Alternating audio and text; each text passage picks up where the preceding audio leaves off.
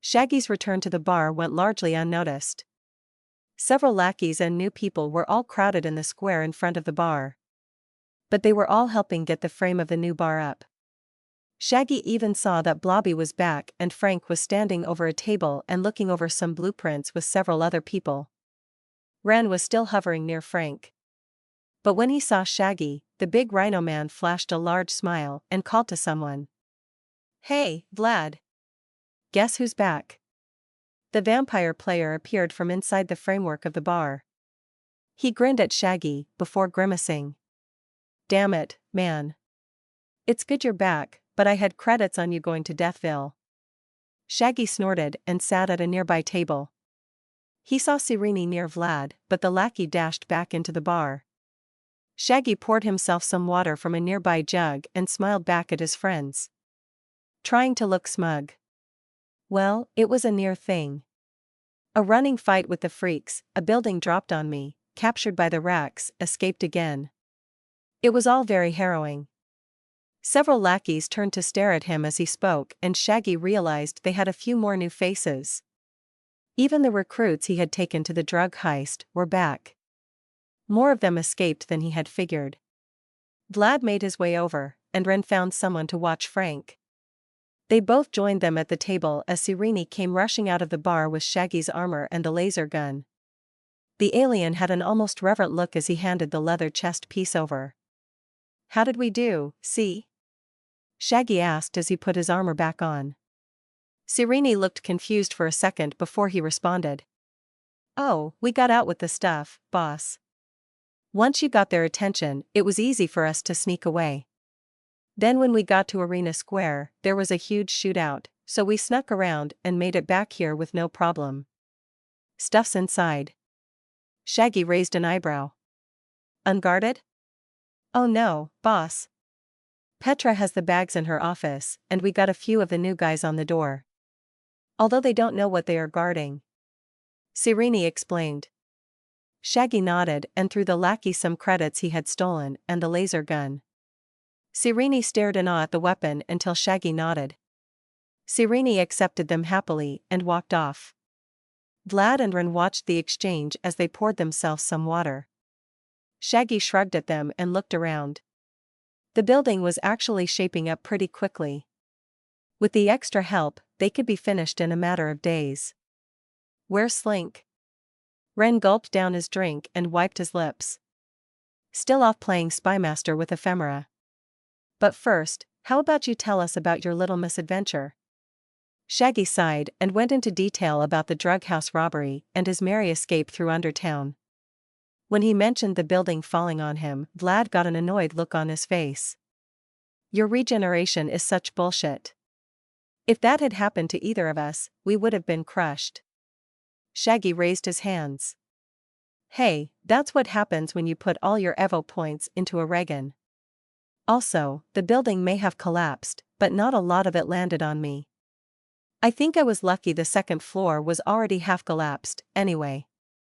So when it fell, I was only trapped, not crushed." Ren nodded along with his story and said to Vlad. "Besides, man, do you know how freaky it is to be buried under something? Even virtually, it's freaking terrifying. In Wondrous, that fantasy game, I was once caught in a freezing trap in a dungeon. Had to use the out-of-game chat function on my pod to call my friends. Even so, I was down there for a while. Nah, it wasn't that bad. Went through my menus, got some reading done," Shaggy said, nonchalantly. Vlad waved at him to continue his story. So Shaggy went on to explain his capture by the racks and his discussion with Scholar. He tried to keep it as vague as possible, but something must have shown on his face. Because both Ren and Vlad stared at him. Shaggy coughed uncomfortably. "What?" Ren shook his head. "Dude, we need to get you into a poker game. We would clean up. Your poker face sucks." Shaggy grimaced as Vlad nodded in agreement. "Oh yeah, dude. You look like a kid who thinks he got one over on his parents." "Gee thanks," Shaggy muttered as he rubbed his head. "Let's just say I learned some interesting things." We could use those things to hurt the racks, or we could use them to have a rack captain as an ally. Ren blew out a surprised breath while Vlad looked thoughtful. So long-term versus short-term gain. How bad would it hurt the racks? Probably not much. Shaggy wobbled his head noncommittally. They would lose a captain, but with Saul waiting in the wings, they would probably recover faster, and then Talani's position would be stronger. So how do we get Scholar on our side, then? Ren asked. We have to go topside and find someone for her.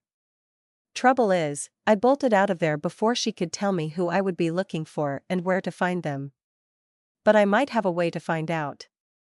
It's just gonna take Ephemera and maybe the boy. Well, seeing how well your last plan went, how about you run it by us and we'll tell you if it's a good idea? Vlad said. Shaggy chuckled. Oh, it's a horrible idea. I just don't know how else to get the information we need. Ren shifted in his wooden seat. Are you going to tell us? Shaggy was about to when a loud childish voice spoke up from the north side of the square. Whoa. This is cool. The three of them and several others all turned their heads to look at the unfamiliar voice. A young man in a leather jacket was staring wide-eyed at everyone and moving through the crowd. Every now and again, he would wave happily at the staring lackeys. Shaggy and the others shared a look before they all stood as one. The movement caught the boy's eye, and he waved at the three of them. Hey! How are you guys doing? I'm Dave. Shaggy couldn't help but grin back. Hi Dave. Can we help you? Oh yeah. But first, are you guys, like, bad guys? Dave asked, still smiling. Shaggy glanced at Ren and then Vlad as they stopped right in front of Dave. Shaggy shrugged. Yeah, we're criminals. Are you a player? Dave nodded happily. Yeah. But wait, I have something for this. Dave took a few steps back and raised his left arm. He kept his right arm tucked into his side as he made a wide circle with his left hand. I am the hero who walks in the shadows. I am the voice who responds to all people's suffering. I am. Dave continued as Shaggy felt his eyebrows climb up his forehead. Shaggy looked at Vlad and Ren, who were both staring at the young man. Vlad looked delighted, as Ren had a bemused look on his face. Shaggy shook his head and went to go sit down. Sounds like one of yours, Vlad. The vampire happily jumped forward, intent on skewering the poor boy with his sharp nails. But the young hero player easily dodged backwards and caught Vlad's hand. Shaggy scoffed, impressed by the new rapier. Vlad's speed was no joke. Can I ask you to let me finish? Dave asked apologetically. Vlad stared, dumbfounded for a second, before he coughed and nodded. Sure kid. Do your thing. Cool. Thanks. Where was I? Ren joined Shaggy at a nearby table and shouted. Shielding the light from darkness. Dave waved happily. Oh, cool thanks. I am the being who shall shield the light from everlasting darkness. I am the hope to all peoples young and old. I am. Koan. As Dave finished his speech, he tucked his left arm into his side and widened his stance. He flexed all his muscles, and plates of blue metallic armor seemed to pop up from his skin and clothes, covering his face and body. Shaggy was impressed and checked the boy's scent trail, noticing that he was a mutant. Ren leaned over as the final blue plates covered the boy's legs. Do you think we should help? Shaggy waved him off. Meh. Vlad's got it. A better question is, what's a hero doing down here?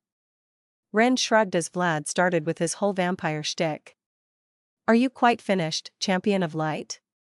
Dave's helmeted head glanced up at Vlad and nodded. His voice sounding like it was coming from an old-fashioned speaker. Oh yeah, dude. We're good. Let's do this.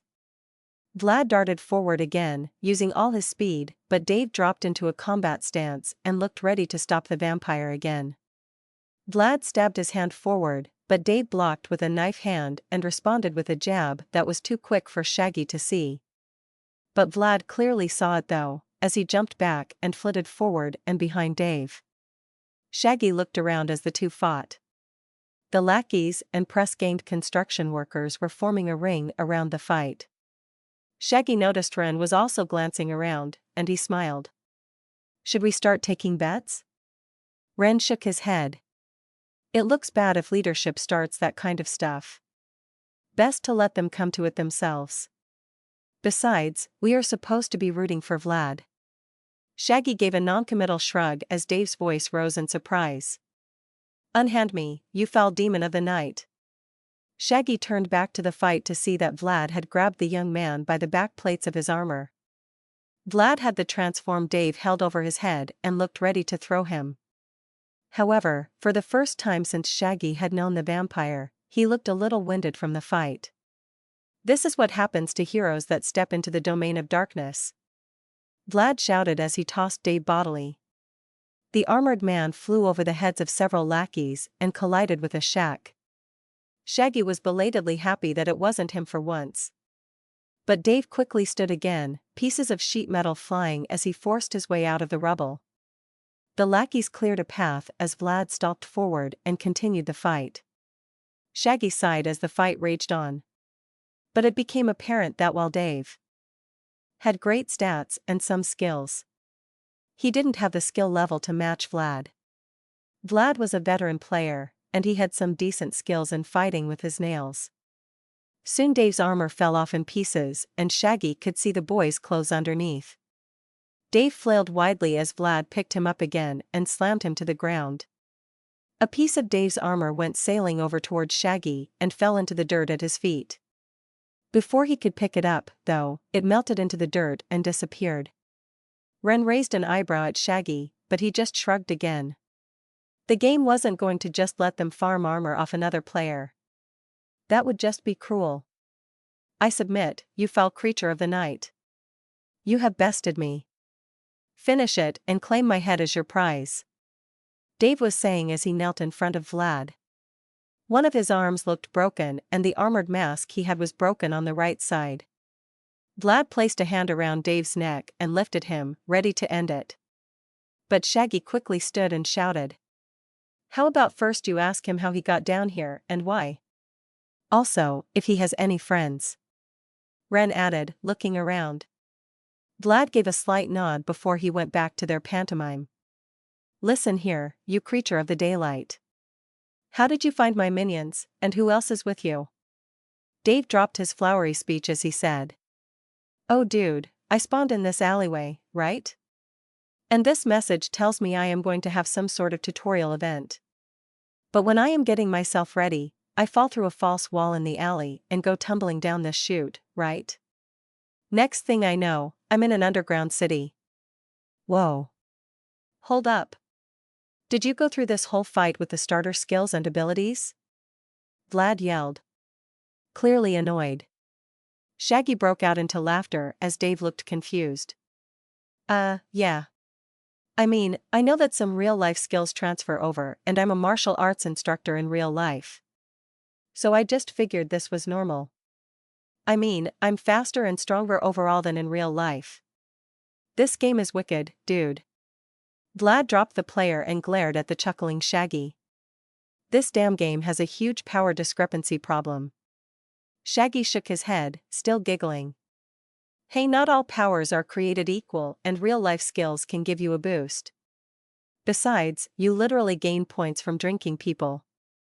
The rest of us mutants have to use our powers repeatedly to gain points. But how do they deal with the power imbalance?" Vlad complained. "They don't. Not everything is fair, but we can get armor and equipment that can make up for some of it. But some people are just going to be more powerful," Ren explained. Shaggy nodded as Dave stood back up, armor receding back into his skin and clothes. "And just like in real life, you have to outthink them, not outpunch them." Vlad huffed as Dave brushed himself off. "You guys aren't my tutorial, are you?" "No. The game doesn't use other players as tutorials. I will bet you missed your tutorial when you dropped down here. Vlad explained. Shaggy and Ren nodded in agreement and Dave got a frightened look on his face. What? Dude, I can't miss a tutorial. I've never played a full immersion VR game. All this menu crap in my face makes no sense to me. Shaggy fell off his chair, laughing as Vlad's face went red. Shaggy could hear the laughter in Ren's voice as he asked. You're a noob? Dave winced at the term, but nodded slowly. Yeah. I finally saved enough for a VR pod and took some time off work. I figured with my martial arts skills, a superhero game would be fun. Shaggy continued to laugh as he saw Vlad's eye twitch. Ren waved a hand at the vampire. Oh, leave it alone, Vlad. You still dominated the fight, even if he is almost as fast as you. Vlad huffed again as Dave looked at them, confused. Shaggy was too busy trying to catch his breath to say anything, and Ren was placating Vlad. The young man glanced around, confused for a few seconds, before he asked. Can I get a hand? Please. Ren stopped placating Vlad and glanced at Dave. Turning again to look at Vlad and Shaggy, he asked. We taking in another one? We. Haha, can at least get him set up and send him on his way. Shaggy chuckled, wiping a tear from his eye. Vlad gathered himself and nodded in agreement. Turning to Dave, he said. We'll get you set up and explain some of the systems to you. But you really should log out and go over the manual. Dave grimaced again. I hate reading. Well, you can learn to enjoy reading or learn to enjoy not knowing things. Ren said with almost practiced ease. It was clearly not the first time he had said that particular phrase. Shaggy and Vlad waved the lackeys back to work as Ren led Dave back to a table. Apparently, the mutant player had chosen a bioarmor mutation. The game had even allowed him to customize the look of it. Something that took Dave a long time, apparently. Dave explained his limited experience with immersive VR and Shaggy and the others talked him through a few things. One of the first things they did was have him submit a support request about his missed tutorial. The support team answered back fairly quickly about getting a reset done, and Dave looked conflicted. After Shaggy explained that the tutorial was more for getting him used to how this game ran, Dave declined the reset. He said that with them here to guide him, he could figure out the rest. Shaggy sighed. Man, no offense, but we really can't be dragging around a hero. I mean, we're all playing as criminals. The heroes up top have this whole bureaucracy thing, you gotta sign up with the organization up there and be assigned a handler. It's a whole thing. But we can get you topside. In fact, if you can show us where you came down, that would be great. Ren said. Sure, dudes, no problem. But if being a hero is a problem, I can go evil. I don't really care either way. I just thought this was a superhero game, you know?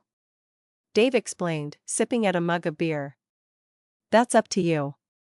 We're not going to tell you to do one thing or another. What about your friends? Any of them playing? Vlad asked. Dave nodded. Oh yeah, but they're all back in California. I just moved to Texas to open a dojo down here and with the game's location-based spawning. You spawned in Austin and your friends are in Cali. Well, you could take a flight out there, or I think this game has teleporters. Dave shrugged. It's whatever. We were going to wait to meet up, anyway. Besides, it might be fun to be the villain for my friend group. I just need to get a handle on all this evolution point stuff and these notifications. I mean, what does hand-to-hand combat beginner level 4 mean? Shaggy chuckled and shook his head. It means your real-world skills are giving you a boost to your game skills, apparently. Is that why they kept popping up during the fight? Damn, things are annoying. Agreed. But they can let you know when a skill has leveled. Or you can turn them off and just check your menus from time to time. You'll still get important ones, but for the most part, they'll go away. Shaggy and his friends continued to explain skills and the different menu options as the lackeys and builders around them continued building the bar. Shaggy grinned, thinking about their growing little empire, and wondered if they would get any more players wandering into their territory. He was more than ready to find out. Shaggy squinted his eyes against the bright light of the sun. After talking things over with Dave and waiting for Slink and Ephemera to show up, Shaggy had to log out. His wife was going to be home, and they had agreed to split their time in the VR pod. But the next day, he logged back in and explained things to the two of them. Slink and Ephemera seemed more than happy to help. Of course, that was before the long-ass walk to Topside. They even had to pay a damn toll to the Quinnica guarding their tunnel. Shaggy almost wanted to grow his claws and slaughter the jackasses. But he let it go. They were already in a scuffle with the racks and freaks. They didn't need any more trouble. Also, the walk down the tunnel exit was tiring enough. Shaggy thought it was weird that the gangs were policing the exits, but not the entrances. But Ephemera explained it was more to check for people who were pissing off the gangs. That had made Shaggy thankful that they hadn't gone down a freak or rack tunnel. After almost an hour of walking in the dark, they finally emerged into the bright sunlight, and immediately regretted it. Oh, sweet Christ! Shaggy groaned as his eyes screamed at him. Slink groaned as Ephemera gave a chuckle. Yep, rough every time. But damn if that sun doesn't feel good. Shaggy rubbed his fingers into his eyes until the stinging stopped. He briefly wondered how long they had been down there. But he shook it off and looked around. Judging by the sun, it was probably around noon and people were rushing back and forth on the street nearby. They had used Dave's entrance, which was in an alley somewhere in downtown Austin. Shaggy could see dozens upon dozens of scent trails obscuring his vision. He quickly set about gray out most of the mundane ones as Slink and Ephemera gathered themselves. Slink swore a few more times before he collected himself enough to ask. So we're up here. Now, can you tell us your plan? Shaggy idly grayed out scent markers as he answered. We're going to have you two break into a police station. Slink glared at him with watery eyes as Ephemera shook her head and turned back toward the tunnel. Nope. Nope. Ain't gonna happen. Stupidest idea you've ever had. Whoa. Come back here. You can go intangible and invisible. It'll be a cakewalk. Ephemera turned and glared at him. Do you think the SPPD doesn't have scanners for my kind of abilities? All they have to do is scan for particles or do some weird magic shit, then my ass is grass. And my snakes aren't exactly inconspicuous. Slink added. Shaggy nodded but put a hand on Ephemera's shoulder. Okay, I get that. But the information we need is in a police station. So how about we get some food up here and talk it over? Slink sighed and nodded as Ephemera continued to give Shaggy a hard stare. Finally, the pale woman nodded and shoved past him and out into the street. Shaggy followed and the three of them turned northward further into the city. The streets were alive with business people running this way and that. Speedster couriers carried packages up and around buildings. Flying cars weaved around flying supers. A few streets up, Shaggy saw a man running eastward with an ATM on his shoulder. There was a flying green man following him and shooting red beams of energy out of his hands. Most people ignored the goings-on as others stood and watched. A low buzzing noise brought his attention upward, and he spotted several silver oblongs zooming around the sky. What the hell are those? Slink asked. HLO drones. They capture as much of the action as they can, so there's a record of their activities. Ephemera grunted. But they can't be everywhere, can they? As Slink asked as 5 more drones whizzed overhead. Ephemera shrugged, but Shaggy shook his head. I don't think they can kid, but they record enough. The three of them continued down the street until Ephemera turned into a parking lot. Looking around, Shaggy realized it was the parking lot of an old-fashioned train car diner. It was a long, rectangular red and beige building with an actual broken neon sign. The sign read Bill Nix's Diner. But one L, the second I, and the X were broken. Bill N's Diner? Shaggy asked incredulously. You can't be serious. Ephemera smirked and kept walking inside the diner. Shaggy turned to share his incredulity with Slink. But the boy was already at the door, looking excited. He sighed and went inside the squat building. Ephemera made a beeline for a corner booth at the end of the diner, followed closely by Slink. Shaggy glanced around as he followed. The clientele of the diner was an odd mix of blue-collar workers and obvious gangsters. A few people even had spiked bats and guns laying out on their tables. Shaggy caught eyes with a few people, but they just gave him the stink eye until he moved on. The civilians just looked apathetic to the obvious criminals in their midst. Shaggy shook his head and sat next to Slink as Ephemera glared down at a plastic menu. Shaggy checked the credits in his pocket before he glanced over at the diner's selection. A sudden presence caught him off guard as a large, muscular body appeared next to their table. He heard Slink suck in a breath as a large miniaturess stood next to their table. She was wearing the standard waitress uniform. Blue blouse and skirt, with a tiny apron hanging over her knees. Her furry bowl-like face was set in a permanent scowl, which deepened as she saw Ephemera. Ephemera ignored the waitress until she set the menu down and ordered bacon burger, fries, and a strawberry shake. Oh, and tell Vinny not to burn the damn thing. Their waitress snorted and stared hard at all of them before she wrote down the order. Then she turned her glare on Shaggy and Slink. Shaggy heard Slink gulp loudly, so he glanced down before saying, "Same. But a chocolate shake, please." She nodded before she turned to Slink, who still seemed frozen. Shaggy jammed his elbow into the boy's side. Slink jumped before he finally looked down at the menu and shouted, "Salad. I mean, a chicken Caesar salad. Please. Ma'am." "Thanks." Their waitress gave a snort as she wrote Slink's order. But she soon returned her hard gaze back to the boy. "Drink?" Slink jumped in his seat again. "Water. Ma'am." Their waitress nodded and gave another hard look at Ephemera before she wandered back toward the kitchen. Shaggy gave the skinny, pale woman a questioning look. But she either ignored it or didn't see it as she asked about their plans. "So why in the hell are we trying to break into a police station?" Shaggy glanced around, but no one seemed interested in their conversation. At least not overtly. "Because we need information on a handler for one of their undercover agents." Ephemera's eyes grew wide before she asked another question. "And your best idea was to raid SPPD headquarters?" "It was until you mentioned their scanners. I figured with your abilities and the kid on lookout, it would be easy. Now I think this entire trip was a bust." "Not necessarily," she stated cryptically. Before Shaggy could ask what she meant, their waitress appeared at their table with their drinks. After another glare at Ephemera, she walked off again.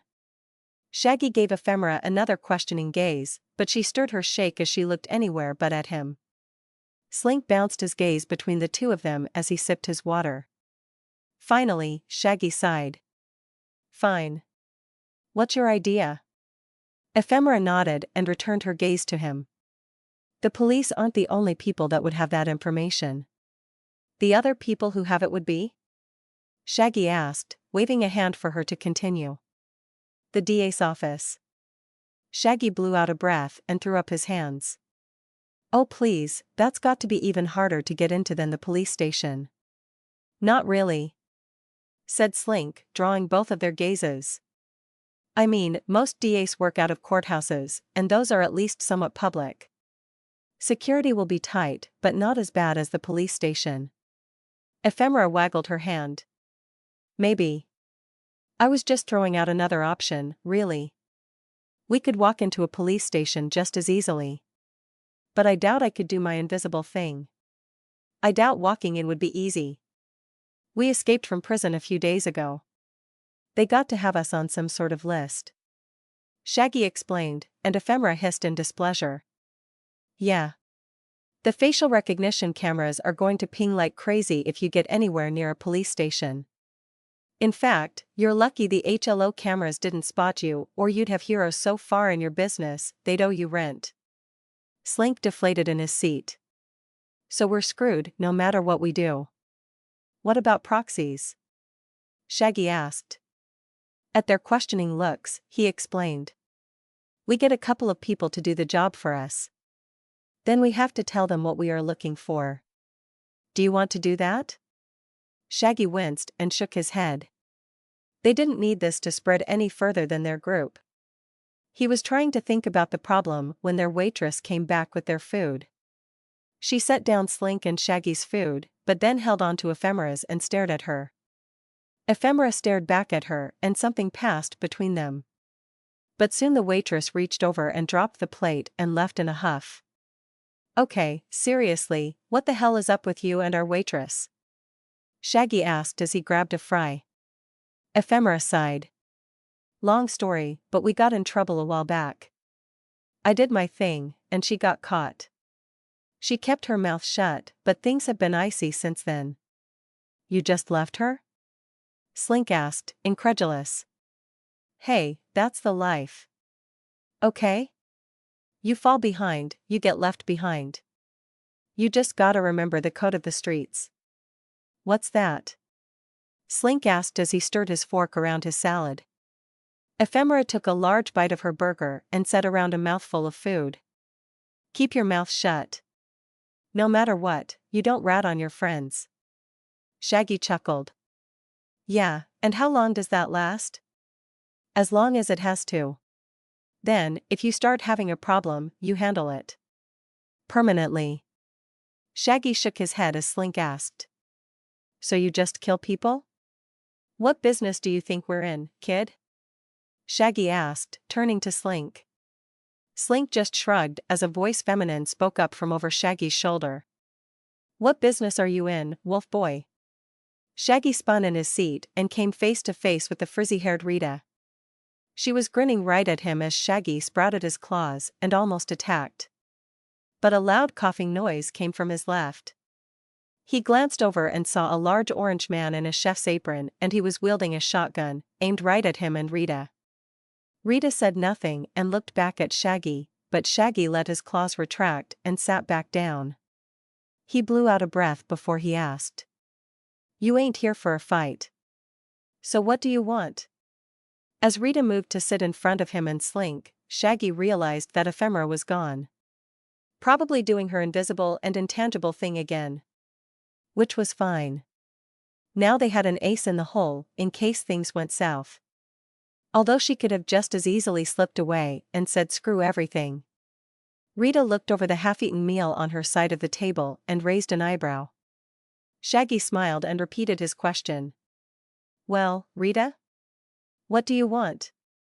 Or are you gonna make me guess? Oh please, wolf boy. Why don't you have a guess, and I'll tell you how close you are.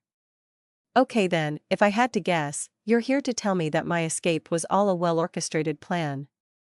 That your boss wanted me to run away from her.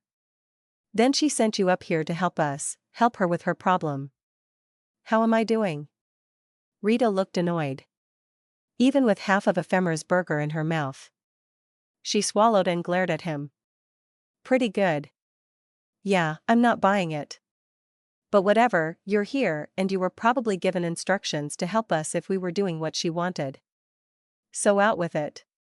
Rita was still glaring at him, but she pulled a slip of paper from her pocket and tossed it at him. Shaggy didn't look at it and place it in his own pocket. He went back to his meal as Rita stood up and started to leave. Do you know? Shaggy asked as she walked by. Rita halted and gave him a sideways glance. Shaggy studied her face as best he could, but it was like a stone. He thought he saw the tiniest nod of her head, and then she was gone again. That was interesting. Shaggy turned back to down his shake and finish his fries. But Ephemera had dragged his plate across the table toward her. Shaggy was left with a burger and shake, so he shrugged and let the glaring woman eat his fries. Next to him, Slink was giving him a weird look. How the hell did you know all that? Were you expecting it? Hell no. But it didn't take that much thought. I mean, she came up to us in a public place. So she didn't want or was ordered not to fight us. And that shit about your escape? Bah. That was probably all bullshit to save her boss's pride. I mean, think about it. One werewolf escaped from her heavily fortified base. Of course, she would tell her peons it was all planned. Ephemera snorted. You realize you getting away from a Raku captain without help is even more unlikely, right? Whatever you say, wolf boy. I'll spare your pride. Is that our address? Shaggy just nodded as he finished his meal. The thing with Scholar was tricky. For all he knew, she had let him go. But what about Rita? How and why did she know about Scholar? Why was Scholar so trusting of criminals? Eventually, Shaggy shook it off and looked around at Slink and Ephemera. Finish up and then we will head out. But keep your eyes open. This could all be a setup for something, and I don't want us to get caught in the middle of it. The others nodded, and they spent the rest of their time talking about inane things. Once they finished, they paid their angry waitress and stepped back outside into the noon sun.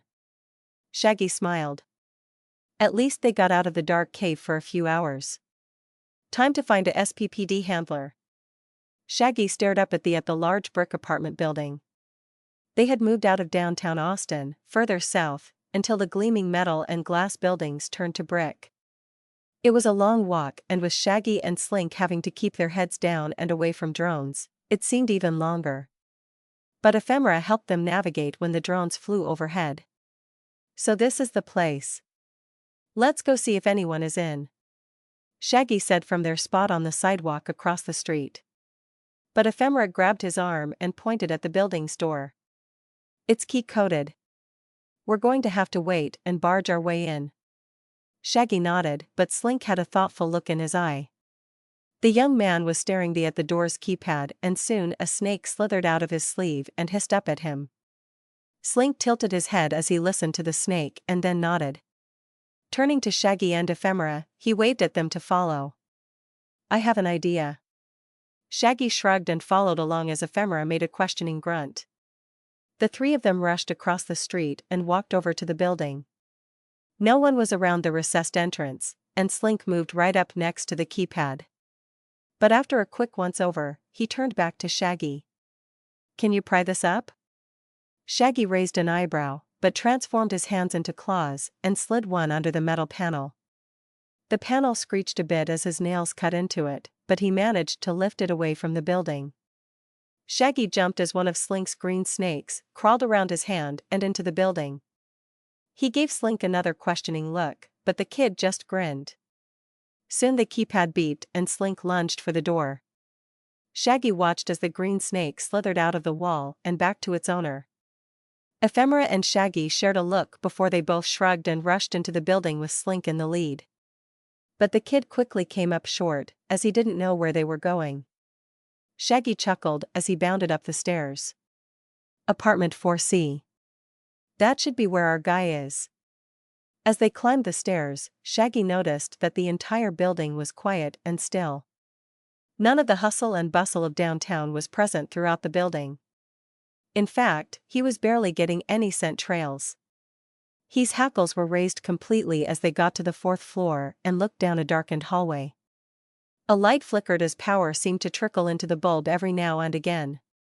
Man, the outside of the building looks a lot better than the inside. Slink muttered. Metaphor for Austin right there. Ephemera snorted. Shaggy said nothing, but kept his claws out as he moved down the hallway. He noticed that several doors leading into apartments were wide open. He peered into a few and saw that the rooms still had furniture in them.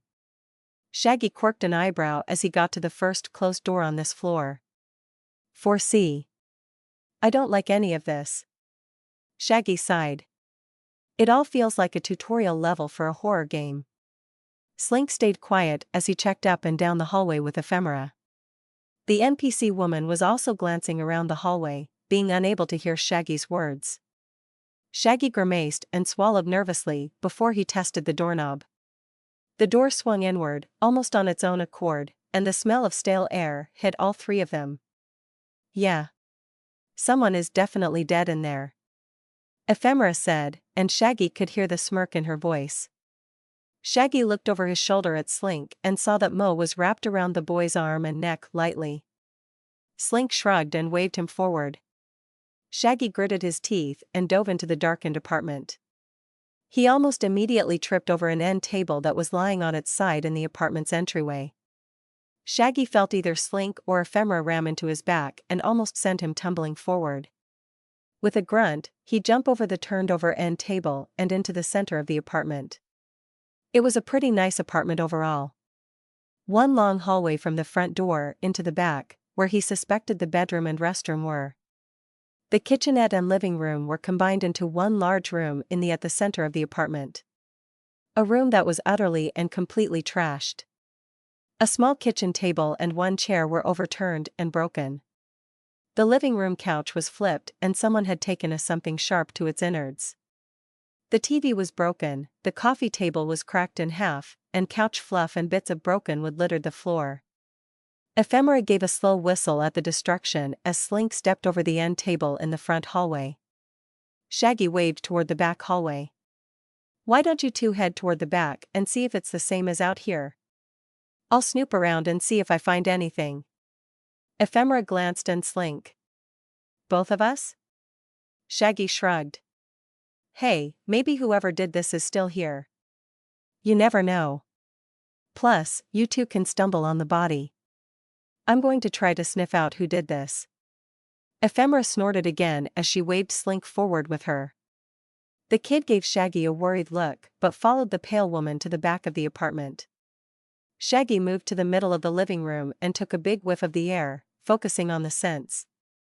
Several old smells filtered into his nostrils, and his brain began sorting through them.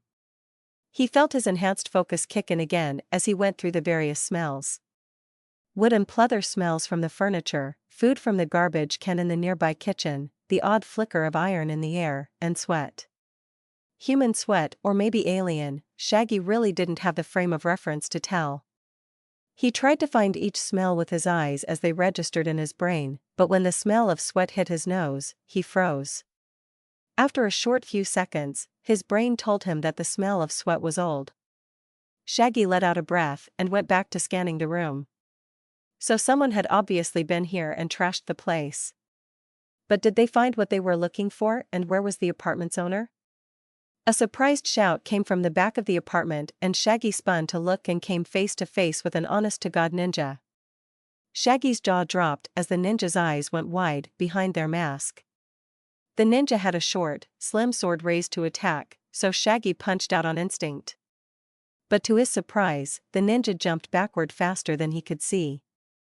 They both collected themselves as the sounds of fighting came from the back of the apartment. Shaggy got into a low stance and spread his claws wide as the ninja readied his sword in a two-handed stance. The ninja sprang forward first, and Shaggy was again surprised by the person's speed. They dove in and passed Shaggy before he even had a chance to take a swipe. A sharp sting in his side told him that he had been cut, but he could already feel it healing. Shaggy grinned as the ninja watched his wound heal, and he heard a low male voice say, "Bollocks." Shaggy sprang this time and swiped wide with both his claws. But the fast-moving ninja ducked under his attack and came up with his sword, cutting Shaggy's thigh and up his side. Again, the cuts were shallow and, again, they immediately started to heal. But Shaggy ignored them and dove in again, swinging his claws wide and trying to close in on his fast-moving adversary. He could still hear shouting and fighting going on in the back of the apartment. So Shaggy tried to end the fight quickly with a huge attack, but nothing he did was hitting. But when the ninja stepped on a bit of wood and almost tripped, Shaggy lunged. He almost cheered as he felt his claws sink into the ninja's flesh. He had finally scored a hit, and it looked deep. The ninja dropped his sword and fell to his knees. The wide gash in his side gushed with blood and he was trying hard to staunch it as Shaggy sauntered closer. Shaggy raised a claw to end the ninja's life when he realized the noise from the back of the apartment had stopped. He was about to shout at his friends when he felt himself being lifted from the ground. Before he knew it, he was sailing through the small living room and slamming hard into the brick wall. Shaggy felt his head smack backward into the wall and his vision swam. Another, larger Ninja clad all in black had appeared next to the smaller fast ninja that was currently bleeding out on the apartment floor. Shaggy shook his head and noticed that Ephemera was laying in the hallway next to the large ninja. Unconscious or dead, he didn't know. He collected himself as the big ninja stomped forward, aiming a punch right at his chest. He dove to the side and raked his claws forward. But he felt his claws hit something hard. He pulled his claws back, and they came away with bits of the ninja's clothes, revealing a gray stone body underneath. Shaggy sighed as the big ninja chuckled. "Them claws are useless against me, bruv." Shaggy quickly shifted his hands back to normal and started throwing punches. The big ninja laughed as Shaggy slammed his fist into the bigger man's midsection. He gave a grunt and choked on his laugh as Shaggy pulled back for another punch. Shaggy's second punch hit the bigger man's side as the ninja took another swing. He heard the man give another grunt as a large palm slapped him across the living room. Shaggy bolted forward and slammed into the concrete man. He felt his shoulder pop as he lifted the man by the thighs and continued forward with his head down. Both Shaggy and the large ninja were screaming as they barreled toward the window. But right before they hit, Shaggy felt a sharp pain in his chest, and he was suddenly out of breath. He felt weak as the big ninja pushed him away, and Shaggy saw the sword sticking out of his chest. Shaggy stared idly at the sword covered in his blood, and he thought he heard the big ninja laughing. Turning his head slightly, he saw the small ninja's dark blue eyes. They seemed to have a gleeful look as the small ninja ripped his sword out. Shaggy could already feel his healing take effect, but he was still out of breath as the big ninja gripped him by the head. "We need another one?" the big ninja asked. Shaggy felt his feet leave the floor and then the feeling of weightlessness as he was thrown again. There was the sound of glass breaking and the pain of hitting something metal. He winced as his vision darkened and he felt himself spinning in the air. The feeling of weightlessness was replaced by pain as he felt himself come to a complete and abrupt stop. His vision went black and the last thing his brain registered was what he thought was the sound of a car driving away nearby. "Hey, Shags. You still alive?" Shaggy groaned as he came awake. His back hurt, his chest hurt, matter of fact everything seemed to hurt. He blearily opened his eyes to see Slink's face inches from his own. Shaggy leaned his head back down to the alleyway floor and mentally looked himself over. Other than the pain, he didn't think he was bleeding anymore and his HP showed he was still healing. Shaggy reached into his pocket and pulled out a candy bar he had bought after the diner. He had a pocket full of the small bars. He unwrapped and chewed the bar as he grumbled. Slink shrugged his slim shoulders. "I do not know. We were looking over the bedroom when Ify went down. Next thing I know, I'm trying to fight a giant ninja. He knocked me out and the next thing I knew, you and Ify were gone. Although you weren't hard to find." Slink turned his head to look up. Halfway up the building was a broken window. The remaining frame was bent outward from Shaggy's passage. There were even indentations on the fire escape where Shaggy had slammed into it. He barely remembered hitting something metal. He groggily got to his feet and stretched his back, which popped loudly. Apparently, his regeneration didn't mean he couldn't still be knocked unconscious. All the healing in the world won't help when you can't defend yourself. "Did you say they took Ephemera?" Slink nodded, looking worried. Shaggy grimaced, thinking about what the ninjas would do to the poor NPC. Probably torture her for information. But about what? Were those ninjas the ones that had ransacked the handler's apartment? What were they looking for? Them? The handler? Shaggy gripped his head as he felt a headache coming on. As he shook the cobwebs from his brain, a scrap of black cloth was thrust under his nose. "Sniff this," Slink said. Shaggy raised an eyebrow questioningly, but he got it as Slink explained. "You're a werewolf, so I figured you could use this to, follow them? I mean, Ephemera will probably be fine. But these guys know who we're looking for, right?" Shaggy grinned and nodded as he took a giant sniff of the cloth. Sweat and body odor hit his nose hard, and he momentarily started coughing. Slink slapped his back a few times as Shaggy focused on the scent. Multiple traces filled the air, and he watched them as he started taking off his clothes and armor. Slink stammered something, but Shaggy interrupted him. "I'm going to shift. Carry my stuff and follow along as best you can." "Okay?" Slink took the bundle of clothes as Shaggy started shifting into his werewolf form. It felt like it was getting easier, as the pain seemed to have lessened. His bones were shifting easier and the itchiness of the fur growing was there and gone before he could fully notice it. Soon he was shaking his large wolf head again, trying to get the scents back into his nose.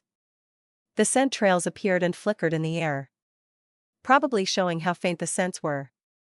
He stuck his snout in the air and took another few sniffs before he moved out of the alley and into the street. There were a few shouts of alarm as a 6.5-foot wolf stepped into the street. But Shaggy ignored them as the scent trails left the building and then disappeared into the street. He could hear Slink talking behind him, but Shaggy was laser-focused on the smells he was getting. They obviously got into a car, Shaggy thought as he sniffed the road. The scent of tires and fuel hit his nose. Shaggy took a few minutes to sort out the varying smells before he found one with traces of the scent from the cloth. He was just happy that they weren't in a flying car. He did not know how he would track that. Shaggy took one more long sniff to confirm the scent before he gave a bark and started to run, following the flickering scent trail. He heard Slink shout behind him as he barreled down the street. Cars filled the road ahead of him, so he weaved around them as best he could, even getting on the sidewalk and jumping over a couple of people. Shouts of alarm went up by the public and, after a few blocks, Shaggy thought he heard the whir of an overhead drone. But he ignored it as he barreled through the street and to the south. However, as he approached a bridge that crossed the Colorado, he had to stop. A blockade of police vehicles stood in his way, and several brightly dressed supers stood in his way. Shaggy grumbled as people, who looked like they were from animal control, approached him. As Shaggy contemplated shifting back, Slink appeared next to him and explained breathlessly. "There's nothing to worry about. He's just a werewolf." Shaggy tilted his head towards Slink and tried to look incredulous. Slink just shrugged as the animal control people backed off as a police officer and super approached. The police officer looked annoyed while the super sauntered, almost happily. The super was in a full leather red battle suit with a weird-looking motorcycle helmet thing on his head. Shaggy thought that the skin-tight red suit was probably not going to offer a lot of protection, but who could say? "Can you get your friend to shift back? We don't have him in our database, which means he is an undocumented were. Also, our drone's facial recognition has you as an escaped prisoner. So we are going to need you to come with us," the police officer said, hand on his sidearm. Shaggy heard Slink sigh, and he shifted from paw to paw as he studied the supers. They were all in the same battle suit, just in different colors. They were an unknown factor in a fight. The police wouldn't be a problem, but the drones would probably be a pain in the ass. They could follow him all the way to where Ephemera was. Although Slink had his hands raised, Shaggy's clothes held under his arm. Shaggy gave an excited bark and circled like he was having the best time of his life. The cop backed up and drew his gun, startled as the red super dropped into a fighting stance. Realizing that it was just a dog playing, they both relaxed slightly, and that is when Shaggy dipped his head and put his snout between Slink's legs. The boy gave a surprised shout as Shaggy did his best to flip his friend onto his back. Feeling Slink grab a hold of his fur, Shaggy took off like a shot toward the bridge. Several shouts and warnings sounded as Shaggy heard the telltale whirring of more drones. After a few more shouts ordering him to stop, the police opened fire as he made it to their blockade. He felt the sting of small arms fire and Slink shouted in alarm from his back. But Shaggy continued and barreled through the blockade, leaping a police car and continuing to run. Shaggy grunted as something bigger hit him on the back. He twisted his head as best he could to see a blue-suited hero standing on his back and pointing at Slink imperiously. "Halt, foul criminal. You shall not escape the justice of the ARGHHH." Seemingly on reflex, Slink had shot Mo out of his sleeve while the man was talking. The large orange snake sunk his large fangs into the man's thigh as Slink kicked out. The man tumbled off of Shaggy's back as Slink collected Mo. Shaggy shook his torso from side to side and helped get the idiot off his back. The blue hero went down and Shaggy poured on every bit of speed he could. "That wasn't cool, little doggy," said a woman's voice from right next to Shaggy's head. Shaggy turned to look and came face to face with a yellow-suited speedster. She was in the same uniform as the other two, and she was running just as fast as Shaggy was. He stared bewildered as she spoke in her heavy Texas accent again. "Now I'm gonna need you to stop, and me and my friends are gonna take you and the boy to jail. Can you do that for me?" Shaggy could hear the smile behind her helmeted head and he snorted. Trying something, he swiped his right forepaw into her legs and watched. She successfully jumped over his slow swipe, but she couldn't get her legs back under her after the jump. She went tumbling head over feet in the road and Shaggy had to swerve a bit to make sure he didn't get hit. Slink shifted on his back and Shaggy heard the kid's voice in his ear. "Those were the weirdest heroes I have seen. But at least they were polite." Shaggy yipped happily in agreement as the surrounding whirring grew louder. Shaggy glanced around to see at least 7 oblong drones following right along with him and grinned. It was all going according to plan so far. Which meant the plan was due for something to go horribly wrong any minute now. Shaggy shook the thought from his head and found the scent trail again. It wasn't flickering anymore, which he hoped meant they were getting close. Not only was the car's scent getting stronger, but he could make out the red and blue trails from the 2 ninjas they had fought. The trails took a sharp turn westward and Shaggy followed as a new sound joined the whirring drones. Shags," Slink said worriedly. Shaggy turned his head and saw 3 motorcycles gaining on him fast. 1 red, 1 pink, and 1 black. Shaggy sighed as the supers started to catch up. A sudden blast of pink energy coming from the pink bike made him dodge to the side. An enormous explosion of asphalt and dirt blew into the air as the pink energy ball hit the road. Meanwhile, the red and black motorcycles kicked into a higher gear and got alongside Shaggy as he ran. Shaggy gave a grunt as he sideswiped the red one with his body. He collided with the bike and sent it careening away as the red-suited hero tried to regain control.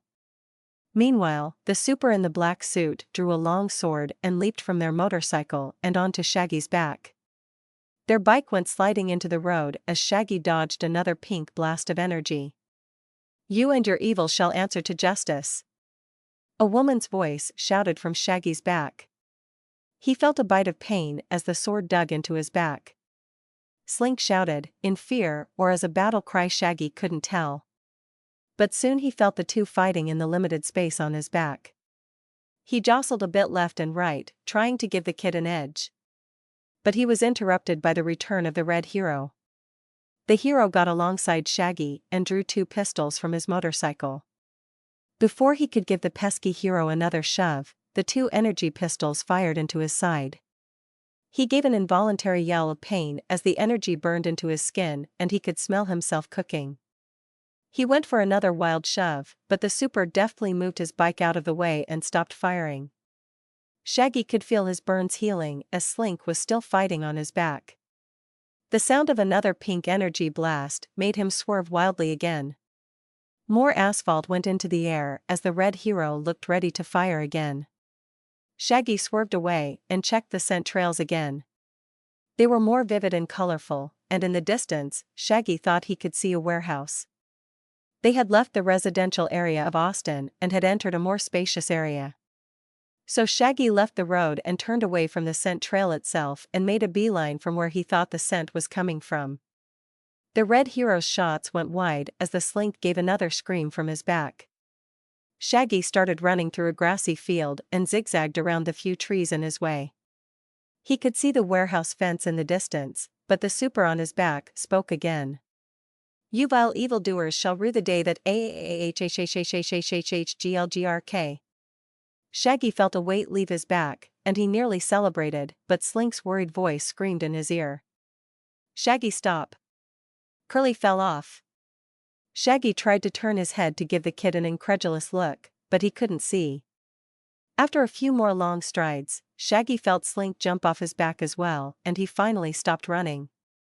Turning around, he saw the pink and red supers getting closer as Slink ran to the prone form of the black-suited hero.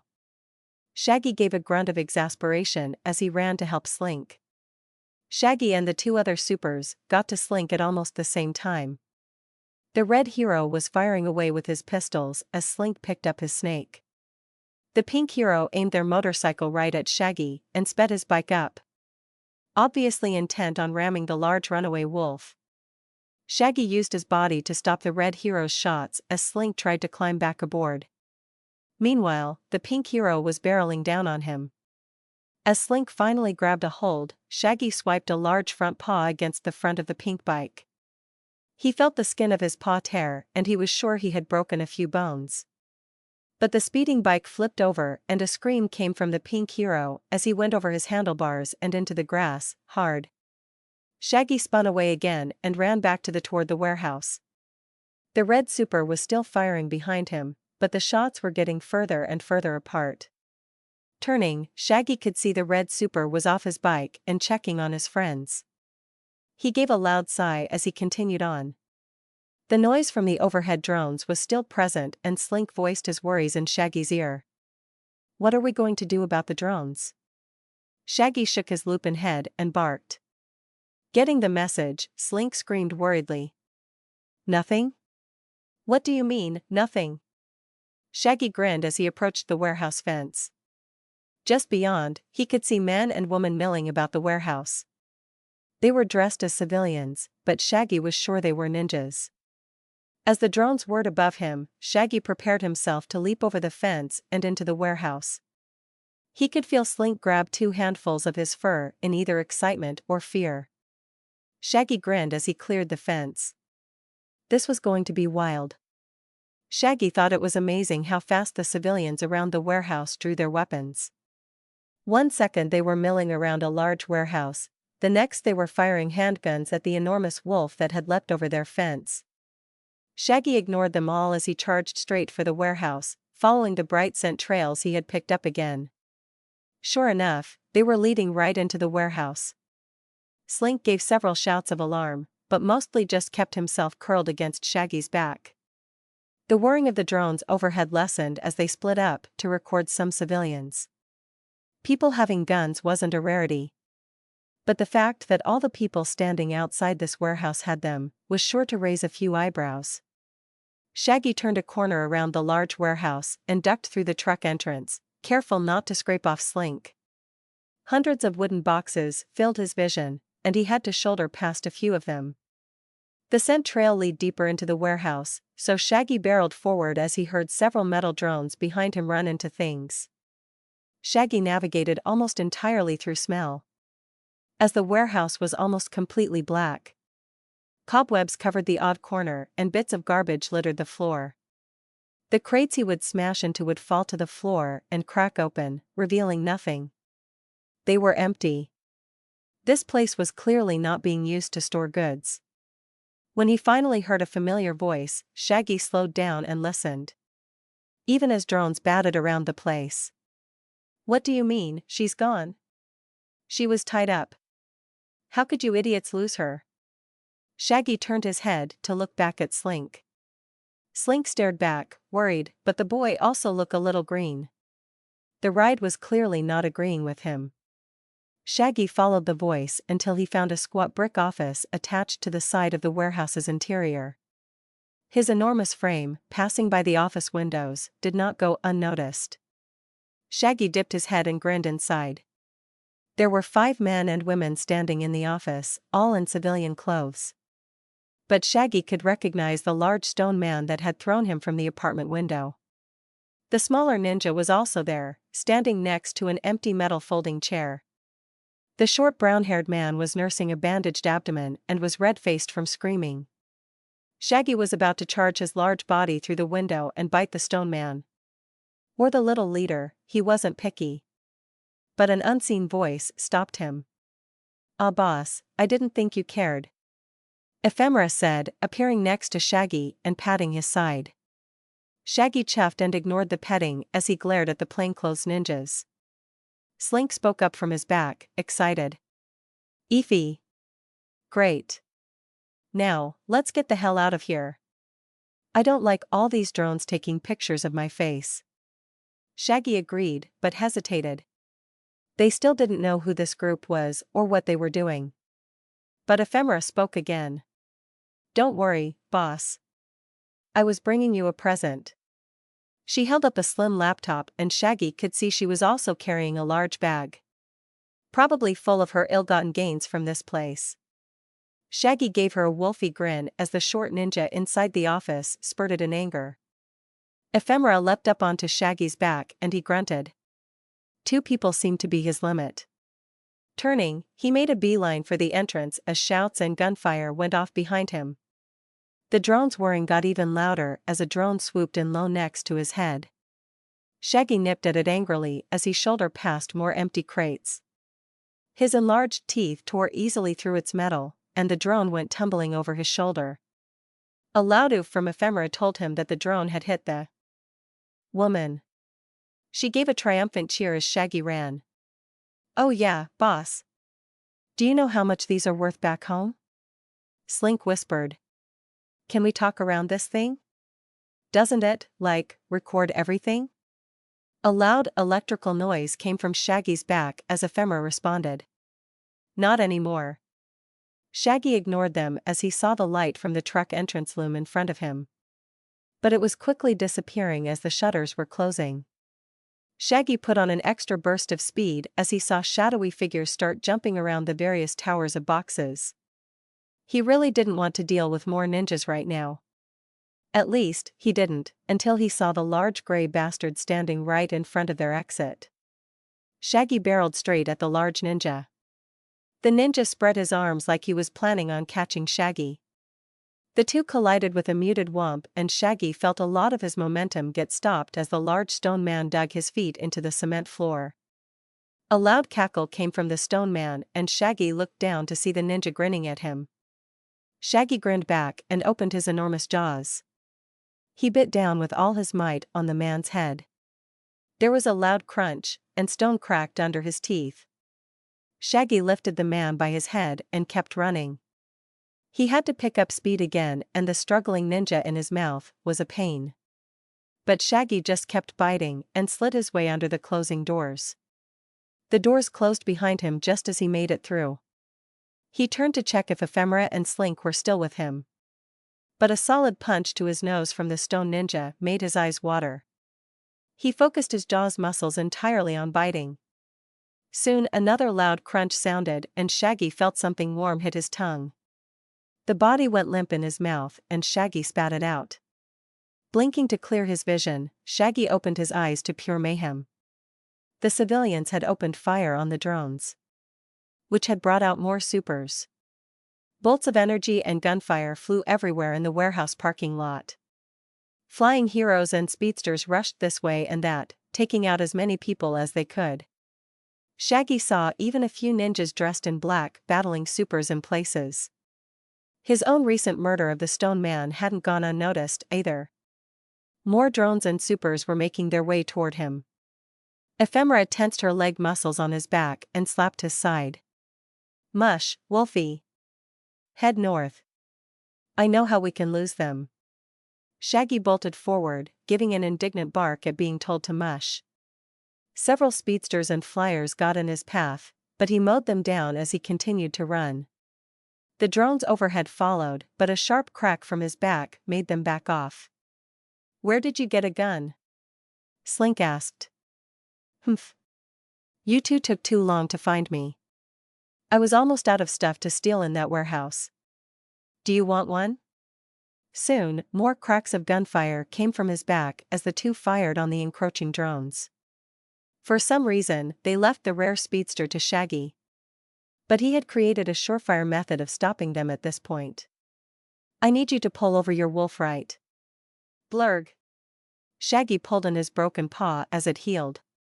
Tripping speedsters was a rough business, but it seemed to work almost 100% of the time.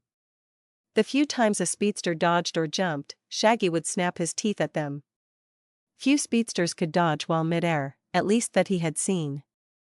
The flyers were, again, the real pain in the ass.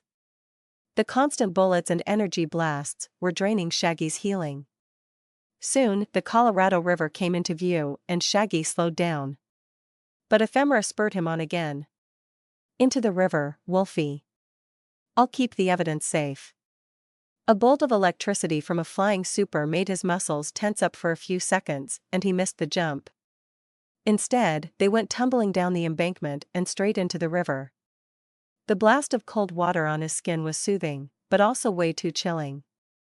He felt Slink maintain his hold, but Ephemera's grip disappeared entirely. Looking around, he found the pale woman diving deeper into the river, her long black hair pluming out behind her. Shaggy groaned as he doggy paddled for a while and then dove. His large mass and heavy bones made it laughably easy for him to sink almost to the bottom of the river. He did his best to follow Ephemera, but she was too fast and he was too big. So he shifted back to his human form. Soon he was human again, and naked, with a teenage boy on his back. He quickly shook off Slink and swam after Ephemera. She had stopped at a large sewer drainage tunnel. It had large vertical bars guarding its entrance, but Shaggy figured he could handle that. A quick shift to his hands and a swipe and they were swimming down a drainage tunnel. Every now and again, Shaggy would look back, expecting to see a horde of supers chasing after them. But they were clear, somehow. Soon, the tunnel curved upward and the rush of water lessened. But Ephemera didn't swim against the current, instead she found a piece of wall and started feeling around. Shaggy felt his lungs burn as he and Slink helped. He wasn't sure what he was looking for, but he was hoping he would know when he found it. It was Slink who found it. He twisted a small pipe that was attached to the drainage wall. As soon as he did, a large opening appeared in the wall, covered in a clear bubble. Shaggy held back as Ephemera dove into the bubble. He watched as the woman's black hair collapsed as she left the water. Realizing there was air in the bubble, Shaggy and Slink followed her. They passed through the membrane of the bubble and collapsed to their knees. Shaggy took huge gulps of air as he shivered. Slink tossed Shaggy his wet clothes and laid on the ground panting. Ephemera was wringing out her hair as Shaggy pulled on his wet clothes. Soon the entrance closed and Ephemera spread out her arms. "What the hell are you doing?" Shaggy coughed as he tried to put on his wet shirt. "Dryers," Ephemera said simply.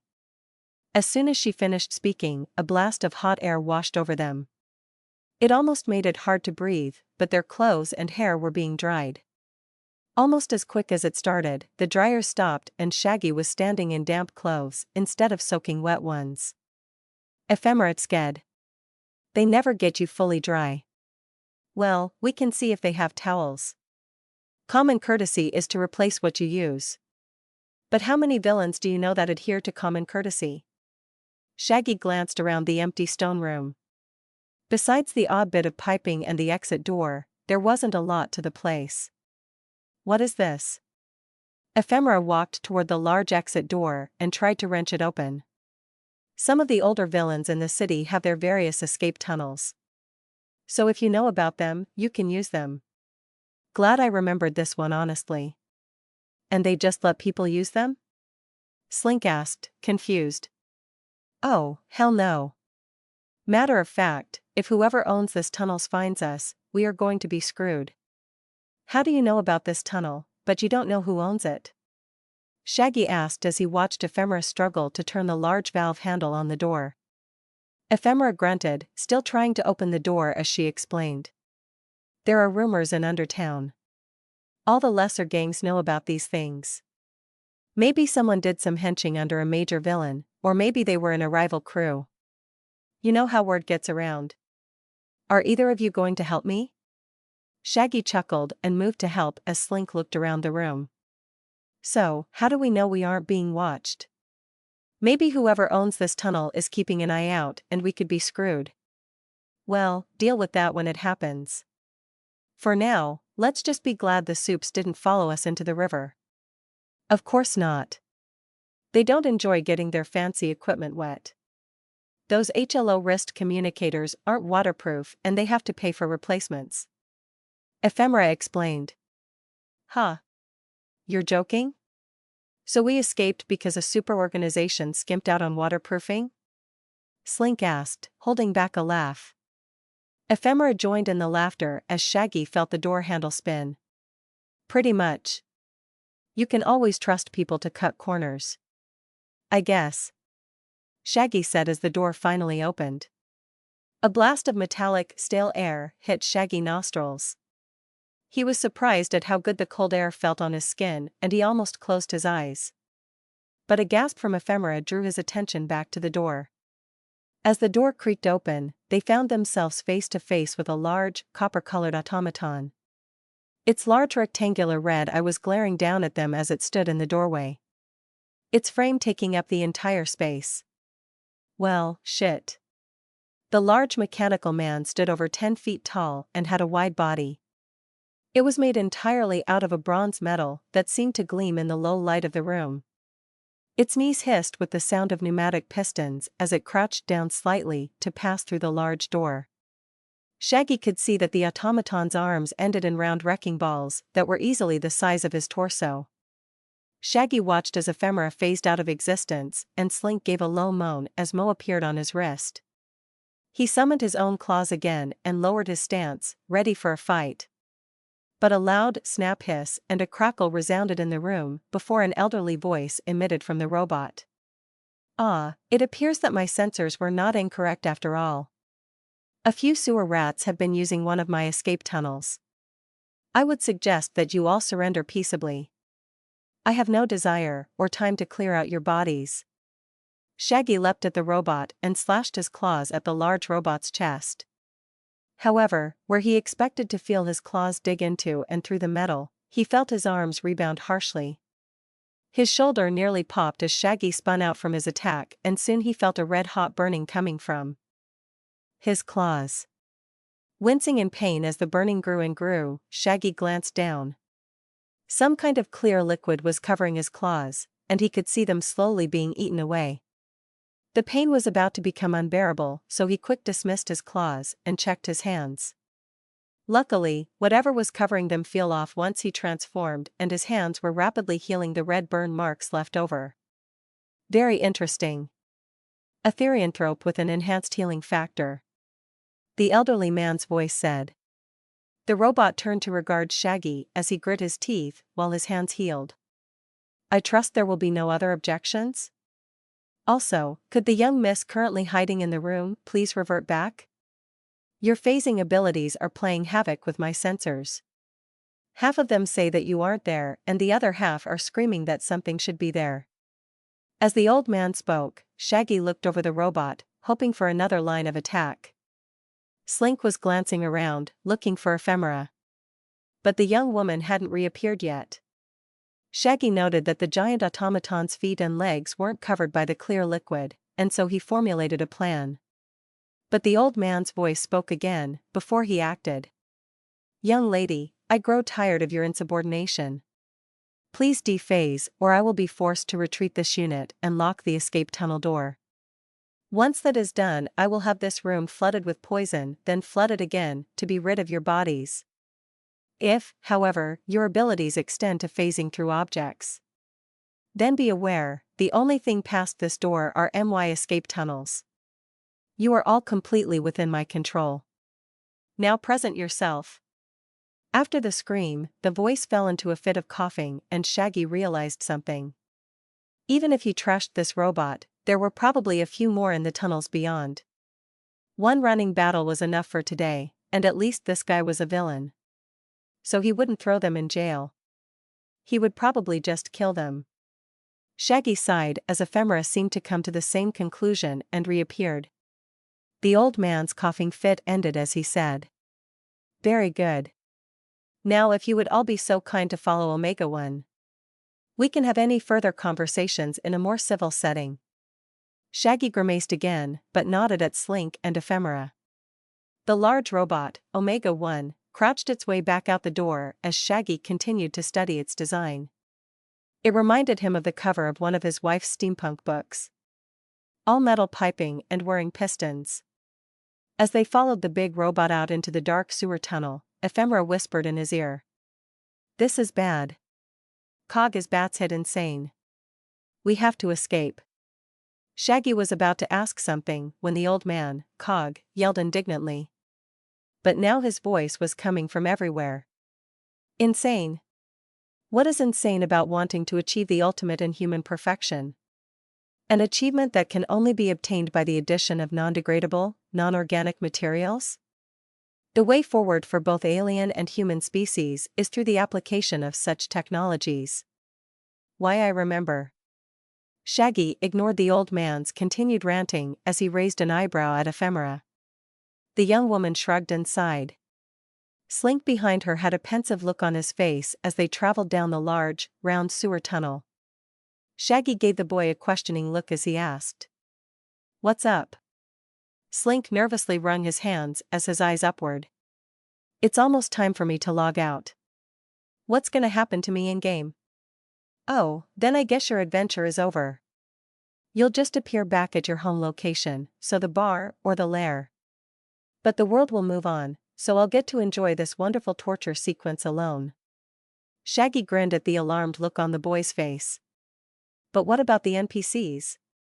Will they remember I was here? Will you get in trouble with the old man if one of us just up and disappears?" Shaggy shook his head. "Nah, the game AI will react like you were never with us to begin with. To Ephemera, it would seem like you escaped by yourself during the rescue, and to this old man, it'll be like you were never there." "So I will lose affinity with Ephie?" Slink asked worriedly. Shaggy scratched his head. "Well, I guess. If you gained any during the escape then, yeah, you take a small affinity hit. There has to be some negatives to leaving in the middle of doing something. Like if you use it to escape from someone chasing you or something, the system will balance it out. So maybe the NPCs chasing you will magically find your trail when you log back in, or if it was another player, they will get a hint by the system to your current location. The AI is pretty good at keeping things fair and realistic. At least it was in other games, and this game is way more advanced, in my opinion." Slink nodded before he steeled himself. "Well then, I have to log out. Sorry about this."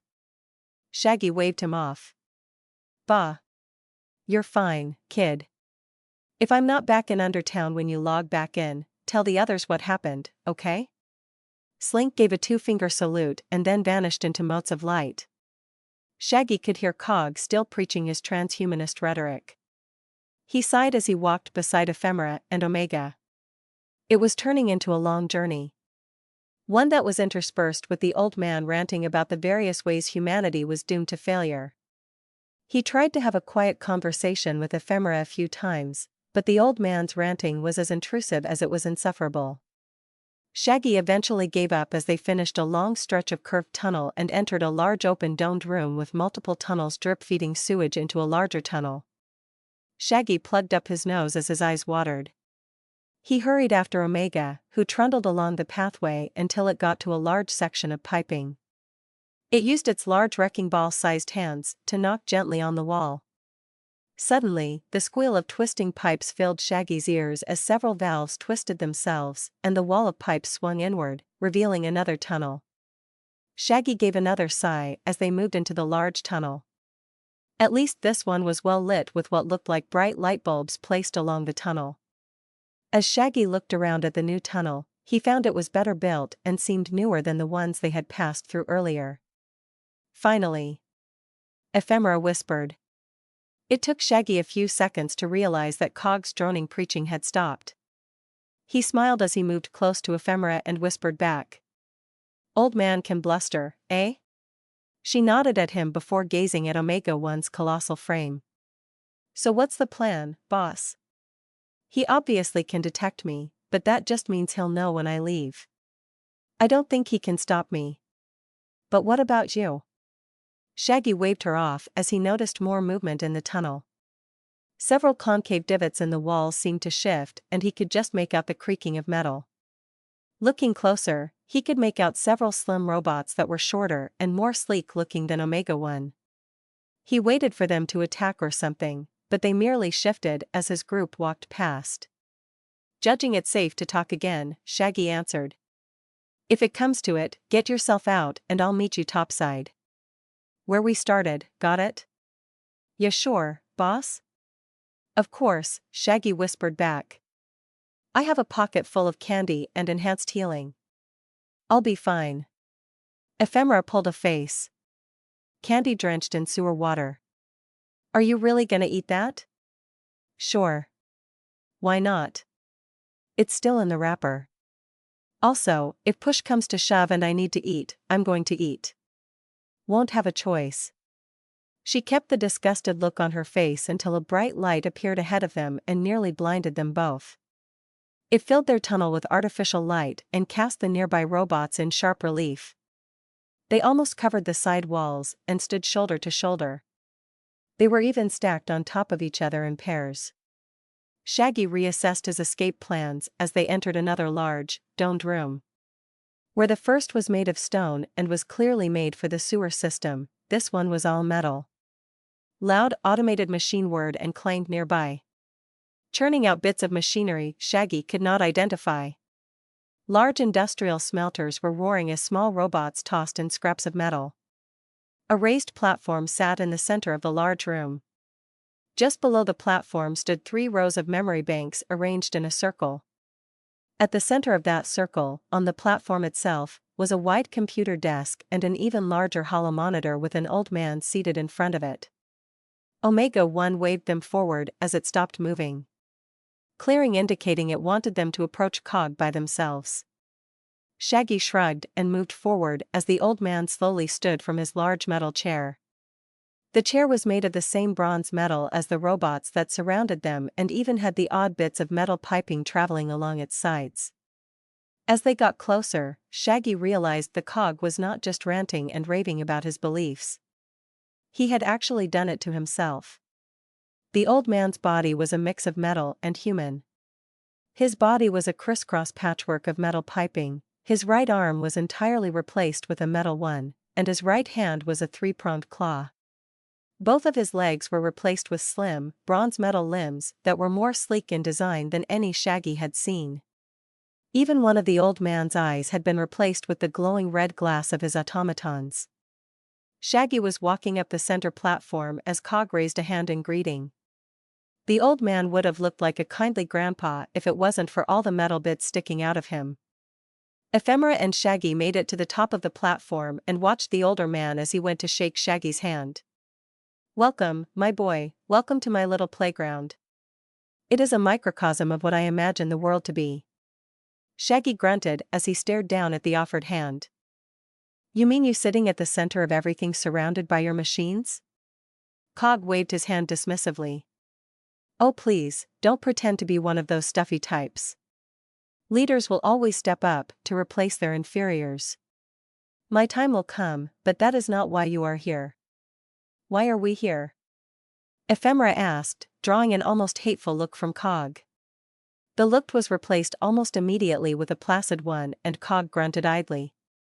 Why don't you join 1138 in the cafeteria while I explain to your friend not only what I want, but what I can do for you as well? Shaggy grinned. Actually, food sounds good about now. How about we all head to the cafeteria and you can explain to both of us? The hateful glare appeared on Cog's face again, only to be replaced again. Shaggy shook his head and the old villain's obvious attempts to separate them. The man clearly hadn't been in a social situation with people in a long while. Cog nodded happily at the idea and pointed at a small humanoid robot. Just follow 1138 as I get my chair. The small blocky robot waddled off on 2 legs, followed by Shaggy and Ephemera. A loud new sound came to their ears as they made it to the bottom of the platform. Turning to look, he saw Cog in his metal chair floating after them. It wasn't fast, and Shaggy found it completely odd. In a world of flying cars, a floating chair just made you seem lazy. Which made Shaggy think the chair had another nefarious purpose. He made a mental note to keep an eye on the chair as 1138 stamped its foot impatiently. Ephemera grinned down at the foot-high robot before they started walking again. Shaggy took in the large room as they made their way across it. The large circular room had 5 tunnels shooting off from it, not including the one they had come from. Each tunnel was almost completely obstructed by conveyor belts full of parts traveling down them. Shaggy could make out various bits of bronze metal being moved in and out of the tunnels. Cog moved his large chair to above Shaggy's shoulder and grinned down at him. Impressive, isn't it? The whir and clang of industry. Moving things ever forward toward their inevitable conclusion. All put into motion by my genius, of course. Shaggy gave the old man a bland smile. Yes, it's a nice automated system of conveyors belts. Cog smiled back, obviously proud of himself.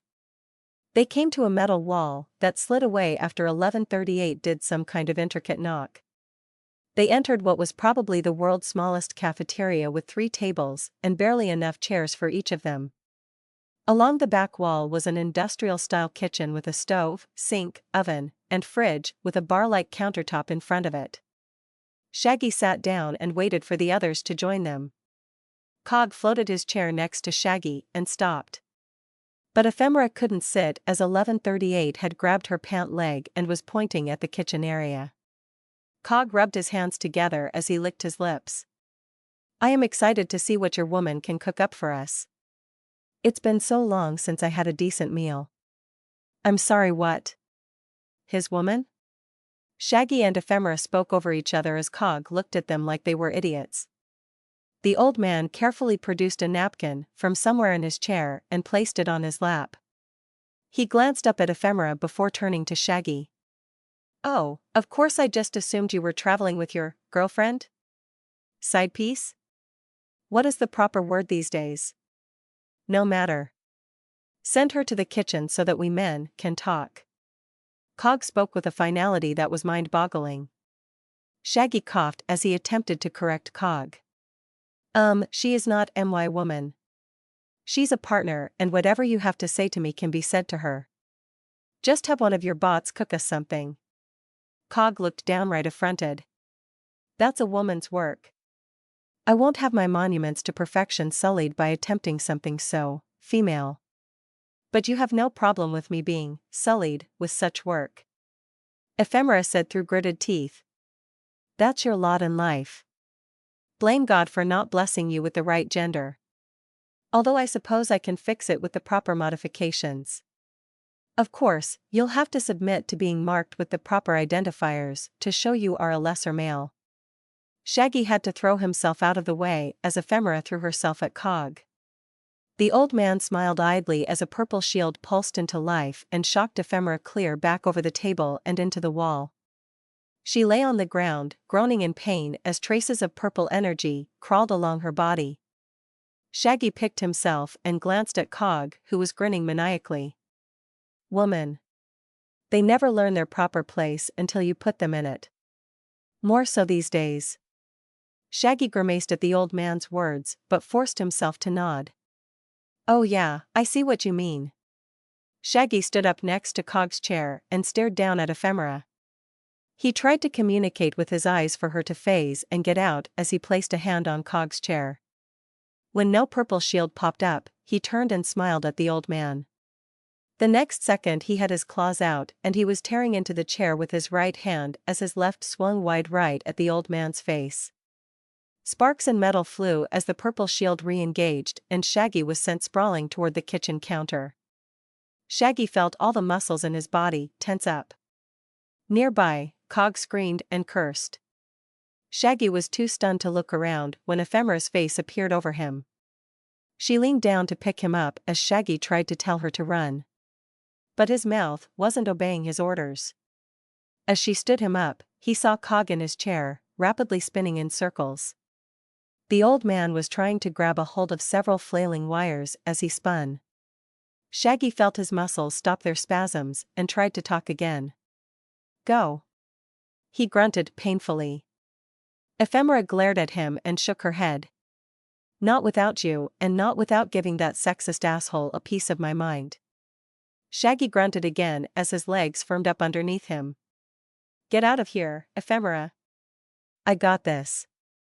Like we agreed. Ephemera glared at him, but let him go, and phased. At the last second, 1138 lunged from nowhere and stabbed Ephemera in the back with something. A look of pain crossed her face as she vanished, taking 1138 with her. Shaggy grimaced and hoped his NPC friend would make it, but for now, he needed to get out of here. He rushed out of the room, past the screaming cog, and into the main chamber. As he ran, he raked his claws over every bit of machinery he could touch, clawing through everything as fast as he could. Nearby, he could see big Omega-type robots pouring into the room along with their smaller brothers. Shaggy even had to boot a few one-foot droids out of his way as he traveled toward the center of the room. Kill him. Stop him, damn it. Cog screamed from behind him. Shaggy spared a glance behind him as he stabbed into the nearest memory bank. Cog had abandoned his chair and was running full speed on his metal legs. Shaggy ignored him and clawed into the next large bank. He clawed through another as an Omega droid appeared in front of him and swung its massive wrecking ball-shaped hand. Shaggy dove underneath the swing and dove for the next memory bank. Both of his claws slashed through the large bank and Shaggy tore his claws free. But before he could turn, a sharp pain pierced his abdomen. Looking down, he saw a triangular sword had stabbed right through him. One of the skinnier robots had jammed its metal sword arm straight through high. Shaggy yanked his body off the sword as he healed and stumbled toward the next bank. He raised his hand to attack when a large whirring came from behind him. Thinking quickly, he dove to the side and looked back to see several of the smaller robots crouched down, ready to thrust their weird swords at him again. Shaggy grimaced and ran out of the circle of memory banks. He dodged a few more thrusts. Luckily there were so many robots that they were hurting each other more than they were him. Shaggy slashed the legs of a sword robot and body checked it into a large machine nearby, before running off again. He could still hear Cog shouting behind him as he chose a tunnel at random and followed its conveyor belts. Shaggy noted, idly, that these belts were carrying open chest pieces from the Omega robots. Shaggy dodged a few more sword robots that seemed far faster than the Omega variants. But they were also more fragile. He could easily tear into them with his claws, and continue moving. He saw the end of the tunnel he was following as he reached a hand into his pocket. Shaggy idly swiped at a lunging robot, creating a large gouge in its chest as he pulled a candy bar from his pocket. He entered the room just as he got the wrapper off, but what he saw made him lose his appetite. The room was full of mechanical arms, placing human torsos into the Omega bots. The bodies were cut in half and blood and entrails still leaked out of them as the mechanical arms stuffed them into their bronze shells. Shaggy almost threw up as he watched the macabre display. Toward the back of the room, the Omega bots were transferred along the conveyor belt into another section of cog space. Shaggy wasn't sure he wanted to follow the bots anymore if this was only the start of their transformation. But the collective noise coming from behind him and the still attack sword droids forced him to. He felt a cool breeze on his left side and looked down to see his left arm and shoulder were gone, along with part of his torso. Shaggy fell to his knees as his healing did what it could, but several sword bots stabbed into his guts. Shaggy grimaced and swung feebly at the surrounding droids. A large metal ball appeared in his vision and he felt the swords rip out of him as he rocketed backwards. He grunted as he hit a wall and tried to pick himself back up. But as he levered himself up with his hands, he realized his legs were gone. He was just a torso, the same as every other body in the room.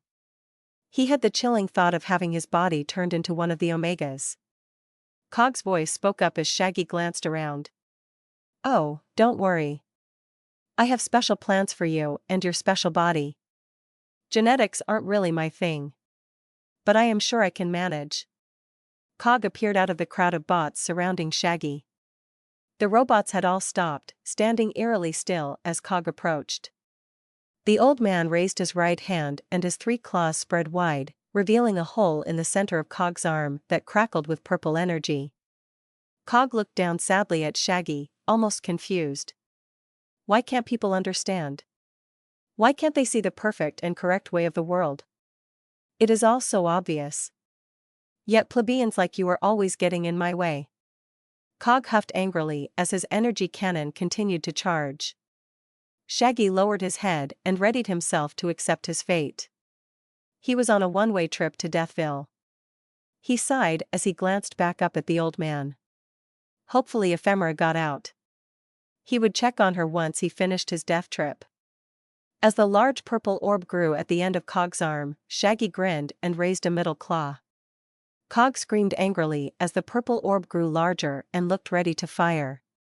At the last moment, Shaggy dove forward and slashed a claw through the old man's right leg. Cog's cry went from angry to surprised. Cog tilted backward and his energy cannon went off when it was pointed straight up into the ceiling. Shaggy laughed as he flopped onto his back. He saw the metal ceiling break off into chunks and fall around him. Even the stone and brick behind the metal fell into the room. Shaggy continued to cackle as he heard the various machines explode as they were hit with random debris. Cog roared with rage as more and more of the ceiling started to fall. The last thing Shaggy saw was a large metal plate collapsing right on top of him. There was a brief spike of pain and his vision went black. You have died. No respawn/emergency point nearby. Initializing Deathville protocol. Shaggy sighed as the color bleed from his vision. He was ready to go through whatever nonsense Deathville had in store for him when a message popped into the corner of his vision. Hey, it's my turn. Log off already, podhog. Shaggy grinned at his wife's message and opened the chat box to respond. Hey, I just died. Give me a second. Noob. It was epic. I'll download the vid so you can see for yourself. Yeah. Just log already. I have things I need to get done. Sure. See you soon. Love you.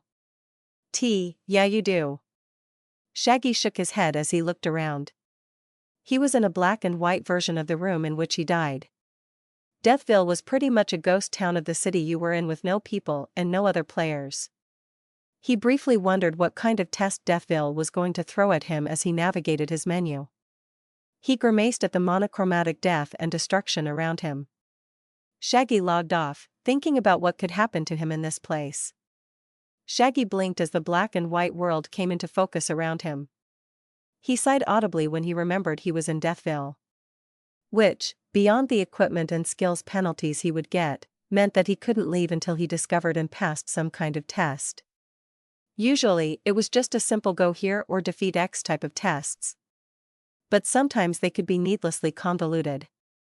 He took in the squat round room he was in. It was almost a replica of the room he had died in. Domed ceiling with metal covering every wall. All the horribly robot-making machines were gone, though. It was just an empty room with 2 tunnels leading out of it. One would lead him back toward the command center and the other was where the half-constructed bodies were being taken. Shaggy tried to gaze down both tunnels, but they were shrouded in an unnatural darkness. He wondered briefly if this choice was part of the test, but he quickly shook it off. Better to just pick and deal with the consequences. He couldn't die twice. Least as far as he knew. Sighing loudly, which was muted in this monochromatic world, Shaggy headed down the unknown tunnel. He figured that whatever kind of test the system had for him would be down that way. He hadn't seen what was down there in the actual game. Shaggy was halfway down the tunnel, glancing at the metal walls of the tunnel when the black and white colors in the environment switched to gray. Shaggy quickly shifted his hands and raised his claws, ready for anything. That's never happened before. Shaggy thought as he continued forward. The gray color increased until he stepped out of the tunnel and into another room. It was almost identical to the room he had just left. Circular metal walls, domed ceiling. Except there was a wall of hanging gray Omega droids. They were on some kind of unmoving mechanized rack, hanging like laundry on a line. Their chests were open, revealing the mutilated corpses inside. After he had logged out and switched places with his wife, Shaggy had gone onto the game's forums and looked for everything about Cog. But with AG Corporation's stringent media blackout before the game's release, all the information players had come from in-game. So the forums were rife with inaccuracies. Although he could confirm a few theories for people, such as the dead bodies Cog used in his machines. Apparently, Cog was part of the Launch Day South Austin tutorial event. Shaggy had been closer to downtown when he logged in, so he had to deal with a riot. Well, not so much deal with. He was trying to be a villain, so he had joined in with the riot and caused a little mayhem. There had been 1 or 2 NPC major villains as part of the riot, but Shaggy was too busy trying to get his transformation to work to notice them. According to the limited information on the forums, Cog was an old man with either super intelligence or some technopathy abilities. He usually used his robots to do his bidding and would kill any players who were seeking to join him. That had made Shaggy curious. Why had he spared Shaggy and the others if he had been killing other players? Had he wanted something from Shaggy? Or maybe ephemera? Although, given the way he had treated her, Shaggy doubted it. The old man probably would have just ordered her to do something and expected it to be done. Shaggy grimaced as he moved toward the only exit in the room. He ignored the hanging corpses and their death stares. The room had 2 tunnels leading out of it. The eastern one he had walked in through and a southern one.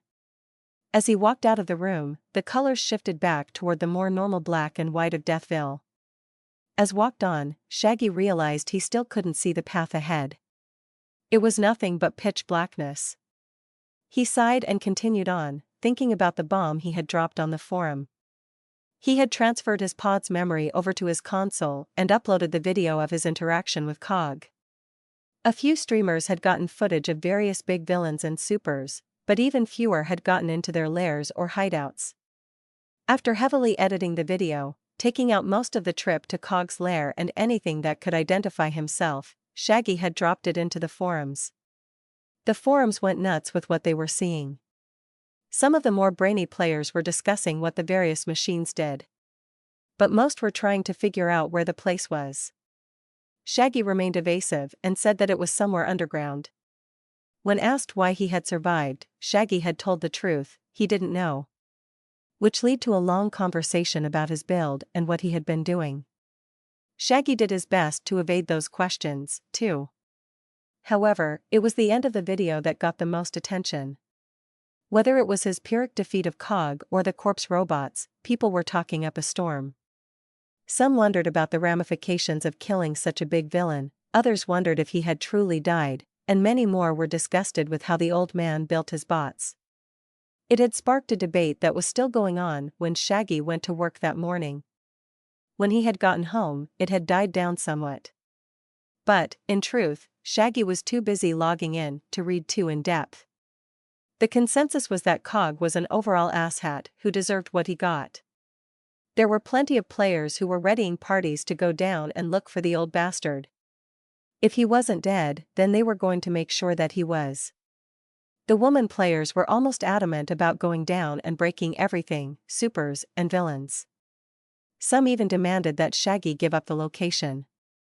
He told them that if he and his group went after the lair, he would tell them. He had no problem blowing the sexist asshole's base to hell and back, but he kinda wanted to search the place first. Hell, they could turn it into a full-on raid. Shaggy stopped as his vision went gray again and he finally saw the end of his tunnel. He could hear a low muted voice coming from ahead. No one could talk in Deathville. Instead, all you would get was a muted murmuring. Like someone had a hand over your mouth while you were trying to talk. Shaggy could hear it from ahead of him as he stepped into the next room. He was back in the command center again. The machinery and the vertical memory banks were gone. But the raised platform was still there, and standing on top of it was Cog, shouting at an empty room. The old man's eyes were glazed over and he was gesticulating wildly as he spoke. But his robot arm and legs were replaced with shriveled and decaying human limbs. They didn't seem to slow him down though, as he marched up and down the platform shouting wildly. He quickly found a westward tunnel and headed in. But before he had even made it to the door, a cold mechanical voice spoke up from behind him, clear as day. Where do you think you're going, little doggy? Shaggy turned to see the ghost of Cog glaring at him. Decaying limbs replaced with shiny new robotic parts. Shaggy could feel the shock on his face as he stared at what had to be the first speaking ghost in Deathville. Cog grinned as he walked down off the platform, still glaring at Shaggy. Did you think I was dead? Oh, I assure you, my boy, I am very much alive and I will come for you. I will find everything you love and twist it and break it. Then, when the clay is ready, the master shall begin his work. I shall reshape those you love into the beautiful form of metal and wires. Shaggy watched as Cog got closer and closer, but he realized the old man wasn't gaining any color. He was merely yammering on about how doomed Shaggy was. Shaggy shook his head and ignored the old coot. He turned back toward the tunnel and started walking as Cog ranted and raved and how amazing circuitry and brass were compared to sinew and flesh. He was a few steps in when Cog shouted again and he felt a something heavy slam into him. Do not ignore me. Shaggy was lifted off his feet and went sailing into the dark tunnel. He could feel the wind whip by his face as he flew forward, chest first, down the tunnel. Soon his orientation shifted, and he was no longer moving forward, but falling downward. Shaggy flailed his arms as he tumbled through the dark. It was like a dream. His arms and legs grew heavy, and he felt like he was swimming through pudding. Hot air hit his face, and the smell of decay made his nostrils burn. Shaggy gagged as he fell. Everything was so overbearing, and he could still make out Cog shouting. The old villain was back to explaining how his robot army would march across the world, removing race and poverty from the world. Shaggy tumbled through the air, Cog's rhetoric in his ears and the heat and smell overpowering him. He almost logged out when he saw a red spot below him, growing bigger and bigger. That's the end of the tunnel. Shaggy thought happily. He ignored the ranting Cog and streamlined his body. Pointing like an arrow, straight down. He could feel himself pick up speed as Cog's voice and the smell seemed to dissipate. But the heat just grew as he shot downward. Soon he passed through the end of the dark tunnel he was in into a large open room. The heat was almost unbearable, but he ignored it and aimed his body at a bit of red ground. He slammed into the ground and took the impact with his shoulder and rolled. Thankfully, he couldn't take damage in Deathville, but as he rolled up to his feet, he almost tripped on the springing ground. The red spongy ground seemed to rub off on his pants and shirt, and that's when Shaggy realized he was standing on a circular red mass of flesh and blood was all over him. Looking around, he realized he was in an enormous cavern of flesh and bone. The room seemed to pulsate as veins crossed everywhere. Shaggy shivered in disgust as the smell assaulted his nose. Shaggy moved to the edge of the circular platform and looked down. Below was a river of blood that bubbled and frothed. Shaggy was sure he saw a few skeletons floating in the blood before he looked away. Shaggy shook his head and took a deep breath to calm himself. The hot air made everything uncomfortable, even breathing. But soon Shaggy was ready to look for an exit. That's when he heard the cackling. Shaggy couldn't believe that such a joyous laugh could come from such a creepy place. It didn't sound like Cog. The old man could barely breathe, let alone laugh so heartily. Shaggy followed the laughter as it led him toward the center of the platform. As he walked, the fleshy red dunes turned into ashen mountains and trees of bones arose from the ground. Shaggy ignored it as the dark clouds filled the red sky and the laughter increased in volume. As Shaggy got closer, a new structure rose in the distance. It was a dark black pyramid towering over the fleshy ground. Shaggy could barely make out some kind of white writing all along the pyramid. But as he got closer and closer and the cackling laughter seemed to echo more and more, Shaggy ignored the writing. Instead, he turned his attention to the top of the pyramid, which was flattened out and a white throne sat atop it. On that throne was a young man, maybe mid-20s, with a thick head of brown hair. The man was the source of the laughter as he stood, head thrown back, in front of the throne. Shaggy came to the base of the pyramid and glared up at the man. The laughter was dying slowly as the man threw himself on the throne and kicked his legs into the air joyfully. Shaggy could now see that the white throne was made of bones, and all around the base of the throne were mutilated corpses. All torn in half and the bones ripped from their bodies. Sudden movement caught Shaggy's eyes, and he saw the man raising a crown of bone above his head. He didn't know why, but Shaggy started running up the pyramid. But it was too late. The second the crown of bone touched the man's head, a loud angry scream echoed through the room and a blast of purple energy came from the top of the pyramid. Shaggy struggled to keep his feet as the energy washed over him and the cackling laughter started again. Shaggy stared wide-eyed as the man stood from his throne and raised his hands in the air triumphantly. It was then that Shaggy noticed the man's right arm and both his legs weren't human. They were jet black, like the pyramid, and looked mechanical. A shiver went down Shaggy's spine as he realized who the young man was. Ho ho ho ho. Did you get it yet, little doggy? Shaggy stared up at a familiar face that was no longer old and wrinkled. The young cog looked like he could be Slink's age. Shaggy shook his head incredulously. How? Shaggy asked. Cog held his stomach with mirth as Shaggy stepped closer and closer, watching the old man for any signs of attack. But Cog was mostly reveling in his new form. Cog finally took a long breath and gazed down at the approaching Shaggy. And it is all thanks to you. The damn spell wouldn't work unless I died in an actual fight. But now, I am young and my plans can be put into motion. Thank you, my boy, truly. I can't wait for our next meeting. Shaggy saw a purple cloud form around Cog's feet and he started running again. But suddenly the entire world seemed to shake and for the first time Cog looked a little worried. But soon the purple cloud grew and Cog smirked at his surroundings. Shaggy had to catch his footing again as a voice roared in the distance. "Nu." Cog chuckled. "Hee hee hee. You're too late, you puny god. Pa. I shall show you what a true deity looks like." The derision in Cog's voice almost had physical weight as the purple cloud around him finally reached his head. Then with a puff of air, the smoke was gone and Cog along with it. Shaggy spun around, looking at the red world of flesh and bones as the unseen voice screamed in anger. Shaggy put his hands over his ears as the sound shook his brain. Suddenly, the shaking stopped and a palpable quiet anger filled the room. An oppressive feeling hit Shaggy in the chest and he knelt on the stairs of the pyramid. Shaggy was lifted into the air by some unseen force, and he felt the world shake around him again. The pyramid below him broke apart into millions of tiny pieces as a snort of derision filled the air. The black pieces of the pyramid fell into the blood river below and hissed as they disappeared. Shaggy's body spun in the air and he twisted this way and that as he felt like he was being examined.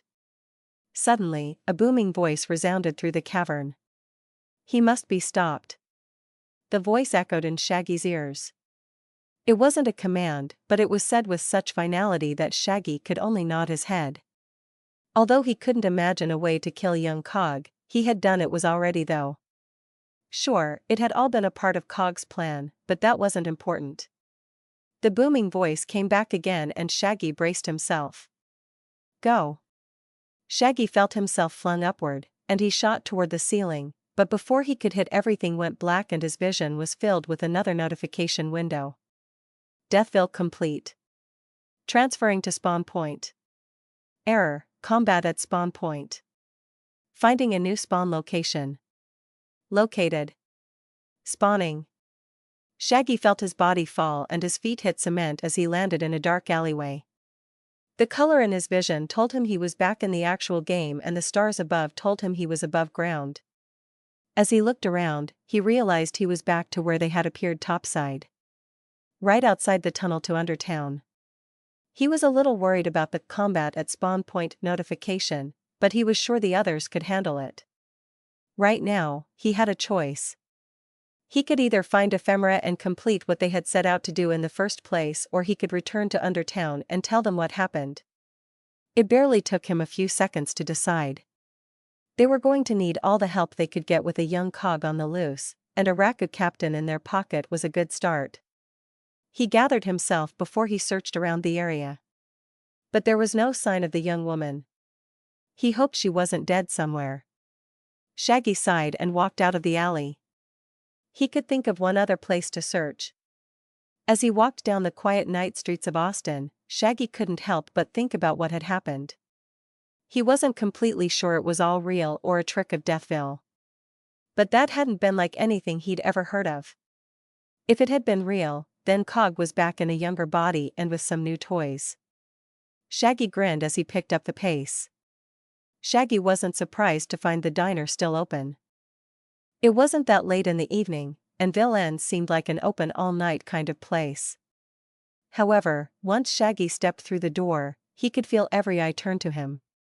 He took a cursory glance around, but couldn't find Ephemera. He gave another weary sigh and turned around. But he had barely hit the door when a furry hand landed on his shoulder. A soft voice whispered in his ear as he turned back around. "Come with me." Shaggy turned to see the waitress that had served them food earlier in the day. Her voice was surprisingly soft for such a large imposing minotauress. She was waving a hand at the back of the diner. So Shaggy followed. Several patrons turned to look at them as they walked, but soon they went back to their food. Those who kept their gaze on Shaggy and the waitress found a large angry glare aimed right at them. She led him toward the back of the diner and through a door leading to the kitchen. Shaggy looked around as they passed through the kitchen, but it was a pretty standard diner kitchen. Stove, fryers, loads of cabinets. The waitress grabbed his shirt and dragged him through the rest of the kitchen. Apparently, he wasn't moving fast enough for the bovine woman. They passed through unmolested in the kitchen and through a back door. They stepped into the dark night and through the small parking lot behind the diner. There was a large rectangular trailer home right behind the diner and they were walking right for it. The waitress let go of his shirt and gave 3 quick raps on the door. The door was opened by another minotaur, who stared at them for a few seconds before the waitress shoved her way in. Shaggy followed right behind and entered the trailer. He entered at a living room that was clearly enlarged for a minotaur. Shaggy glanced around, taking in the kitchen and small dining area. He thought he saw bits of metal on the floor, but his attention was grabbed by the minotauress waving him toward the back. He marched down the short, carpeted hallways toward the back room. He gave a quick knock and waited, but the waitress's soft voice shouted at him again. "Just go in. She's probably unconscious. Just wake her up. Get her out of my house." Shaggy shook his head at her forced anger. She was obviously worried about Ephemera and didn't want to say it. He twisted the doorknob and stuck his head into the room. It was dark, with only a single lamp lighting up the surprisingly large room. A massive bed took up most of the room, however, with Ephemera's small body right in the middle under the covers. However, right next to her was 1138's prone figure. The small robot was either powered down or broken as it laid at the edge of the bed. Shaggy quickly moved over and picked up the small bot. One of its arms had been crushed and torn away. It hung loosely in his hand, and he briefly wondered why they hadn't trashed the whole thing. He was about to set the thing aside when Ephemera spoke up from her place on the bed. "Little bastard got me good." Shaggy set the thing down and looked over at the woman. She seemed fine, but grimaced as she sat up. Shaggy remembered the little thing stabbing Ephemera in the back, but he hadn't seen what with. Ephemera twisted on the bed and raised her shirt. There was a large white bandage on the small of her back.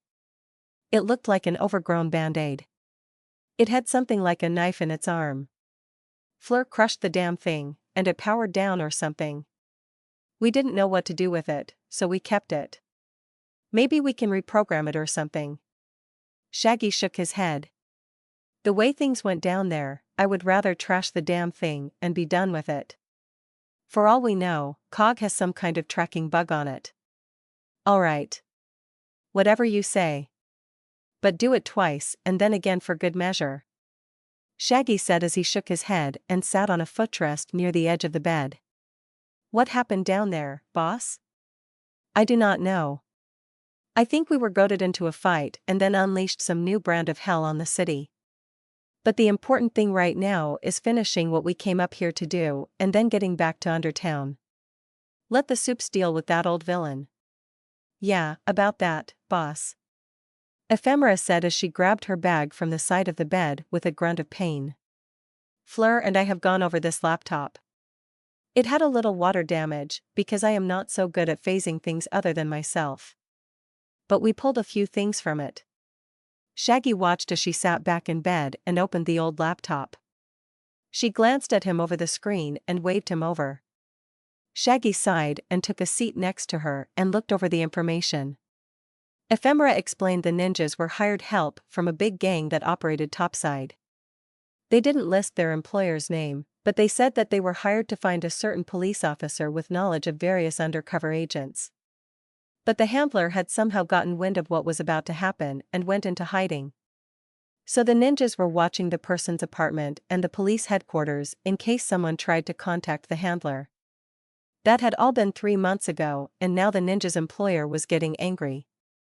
So the ninjas were about to use some kind of trump card to draw out the handler. What was the trump card? Shaggy asked as Ephemera closed the laptop. She shrugged her shoulder and grimaced.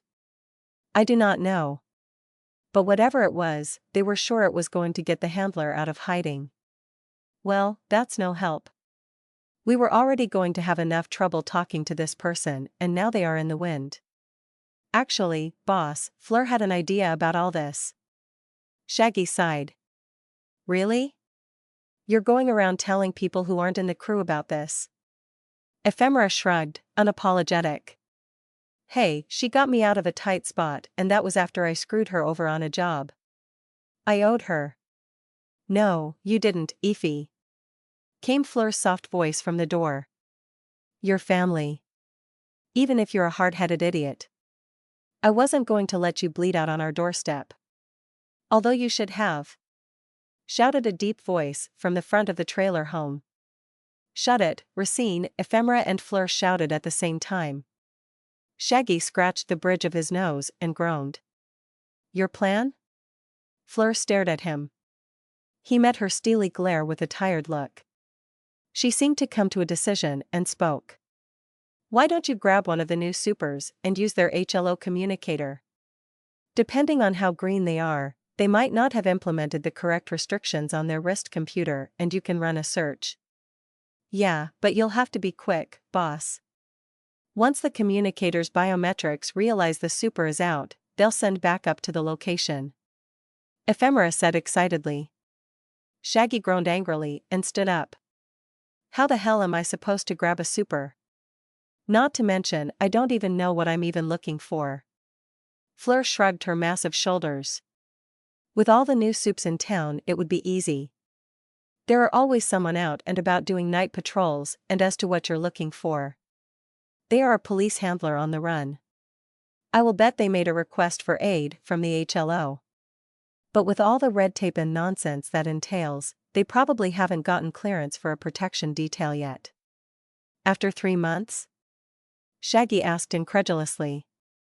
Bureaucracy is a hell of a thing. Shaggy paced in front of the bed as he thought about it for a few minutes. He could feel Fleur and Ephemera's eyes on him as he thought through the problem. With a last sigh, he nodded his head and looked at them. Fine. I'll give it a shot, but if this doesn't work, we're heading back down. Got it?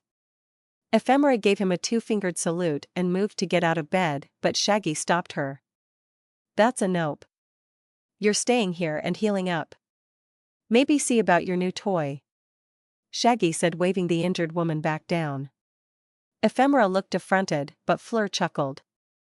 Ephemera glared at her bovine friend. You go with him, Fleur.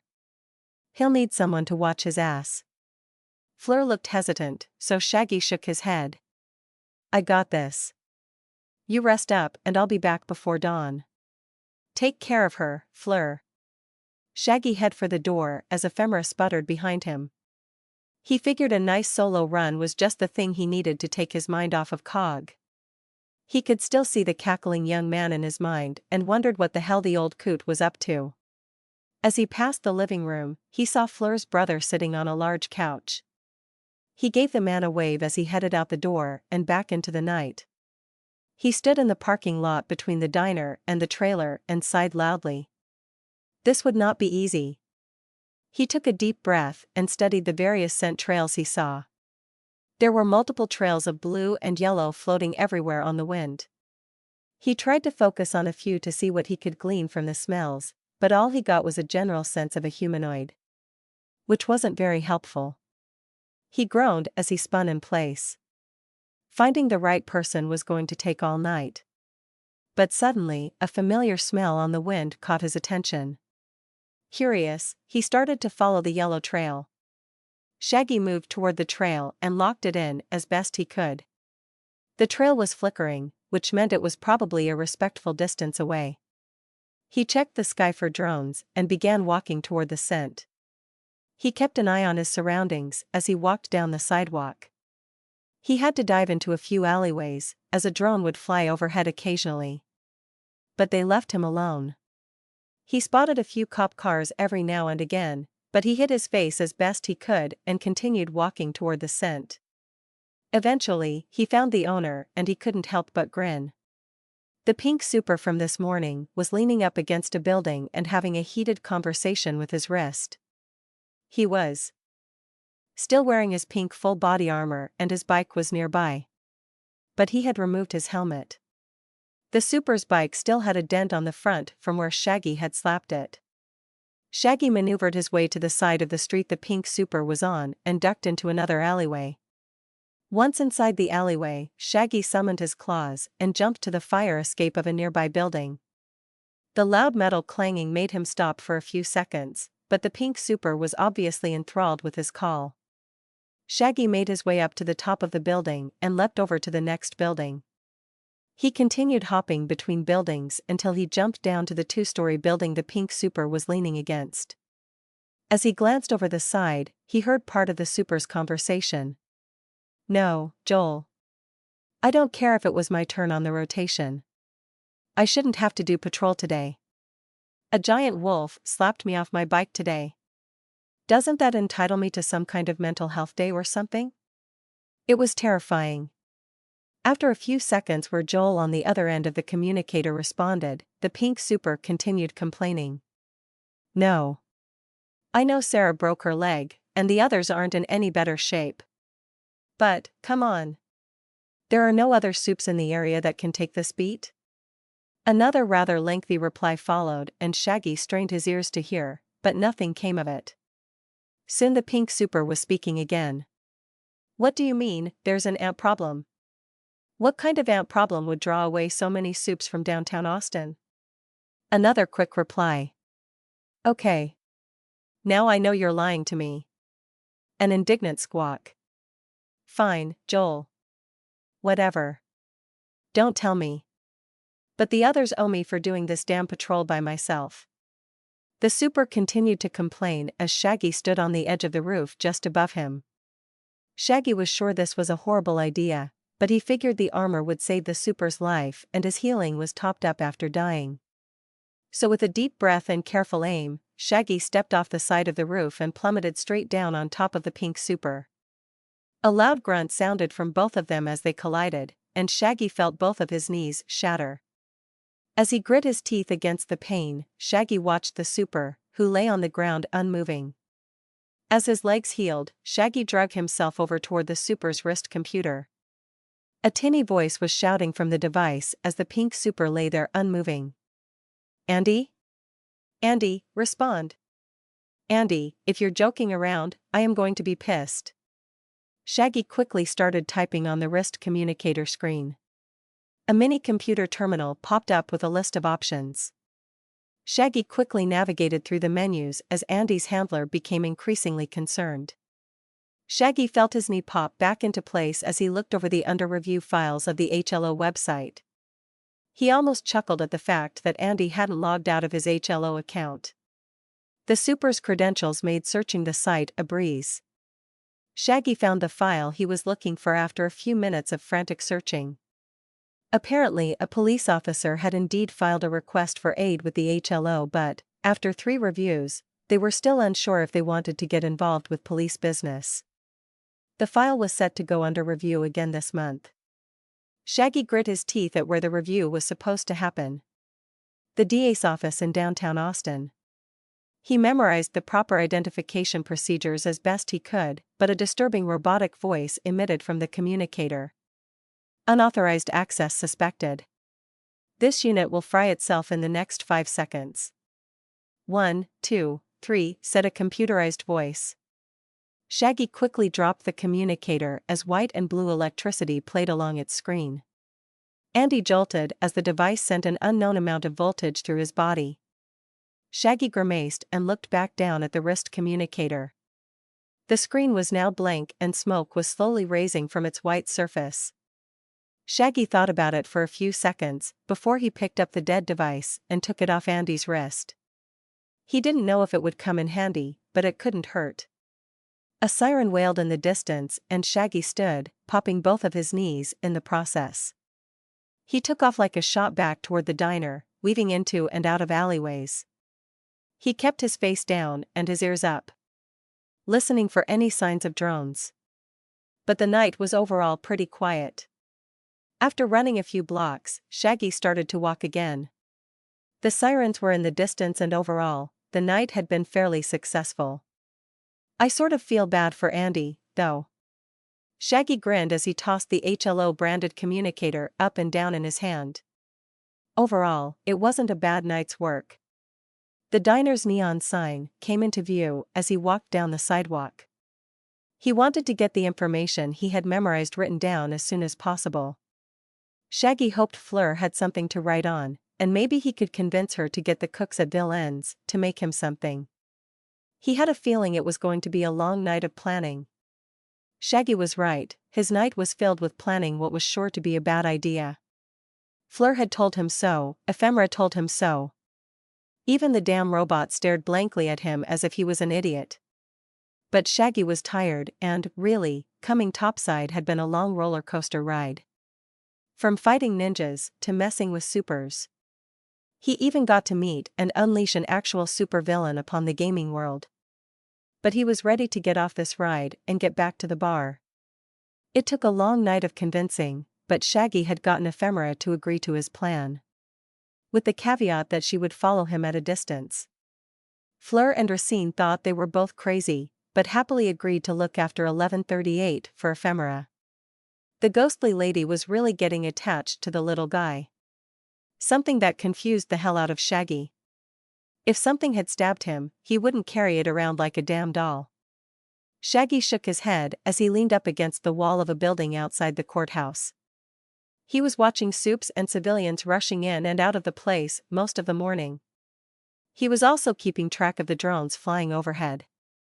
There were, surprisingly, not that many of the damn things zipping about. But he would still need to keep his head down. He watched as the civilians and supers used their respective entrances to enter the courthouse. Civilians were scanned and identified by their ID cards. But all a supe had to do was scan their wrist communicator and pass through a turnstile. He watched a speedster jam himself into the turnstile as Ephemera spoke up from behind him. "How the hell is this going to work? That damn wrist thingy of yours is busted. Not to mention all it will take is one scan and you're toast." Shaggy rubbed the sleep out of his eyes.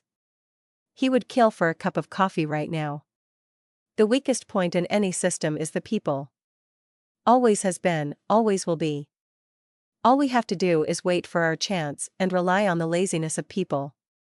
Ephemera snorted. And when that fails? Ephemera remained silent behind him. He figured she had done her disappearing act.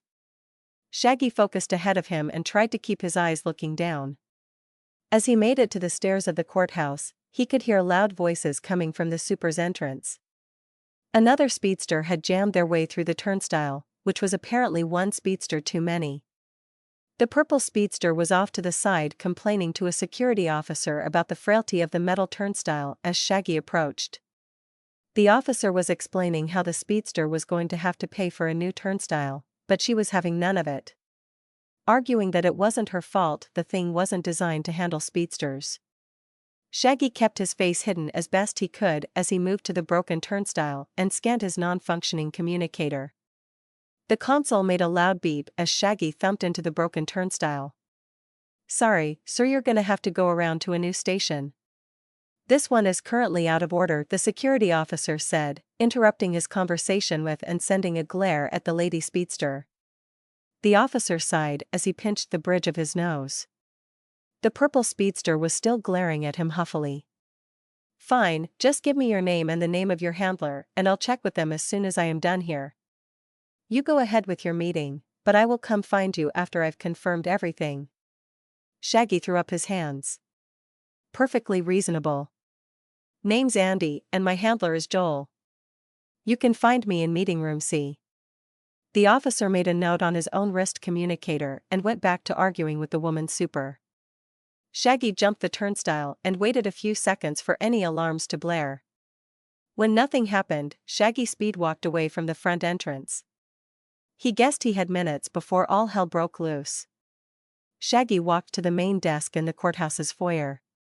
A young blue-skinned woman with ebony hair stood behind the desk, hands moving rapidly across her computer. She glanced up at him for a few seconds, but went back to work just as fast. Shaggy grimaced and coughed into his hand before stating why he was here. "I'm from the HLO, here to audit case number 555 FFL 9856 TZ. The woman glanced up at him again, her hands still speeding around her. "You're a little early, aren't ya?" Shaggy shrugged. "Honestly, I just want this over with as soon as possible." The receptionist snorted as a blur of movement went by and a large scanner appeared on the desk in front of Shaggy. "Scan please." Shaggy gave another grimace and raised his broken communicator. "The station out front fried my communicator." He turned to show the station and saw that the security officer was still having a heated argument. But not only with the speedster, but with several other supers that were now crowding around the turnstile. Shaggy turned back to the desk to see the blue woman scowling at the congestion out front. She glared at him for a few seconds before another blur went by and a pen and paper was placed in front of him. "Name and super account number. Please know that all information will be double-checked with your handler as soon as possible. If any falsehoods are found, you will be charged with a felony and fined up to 5,000 credits.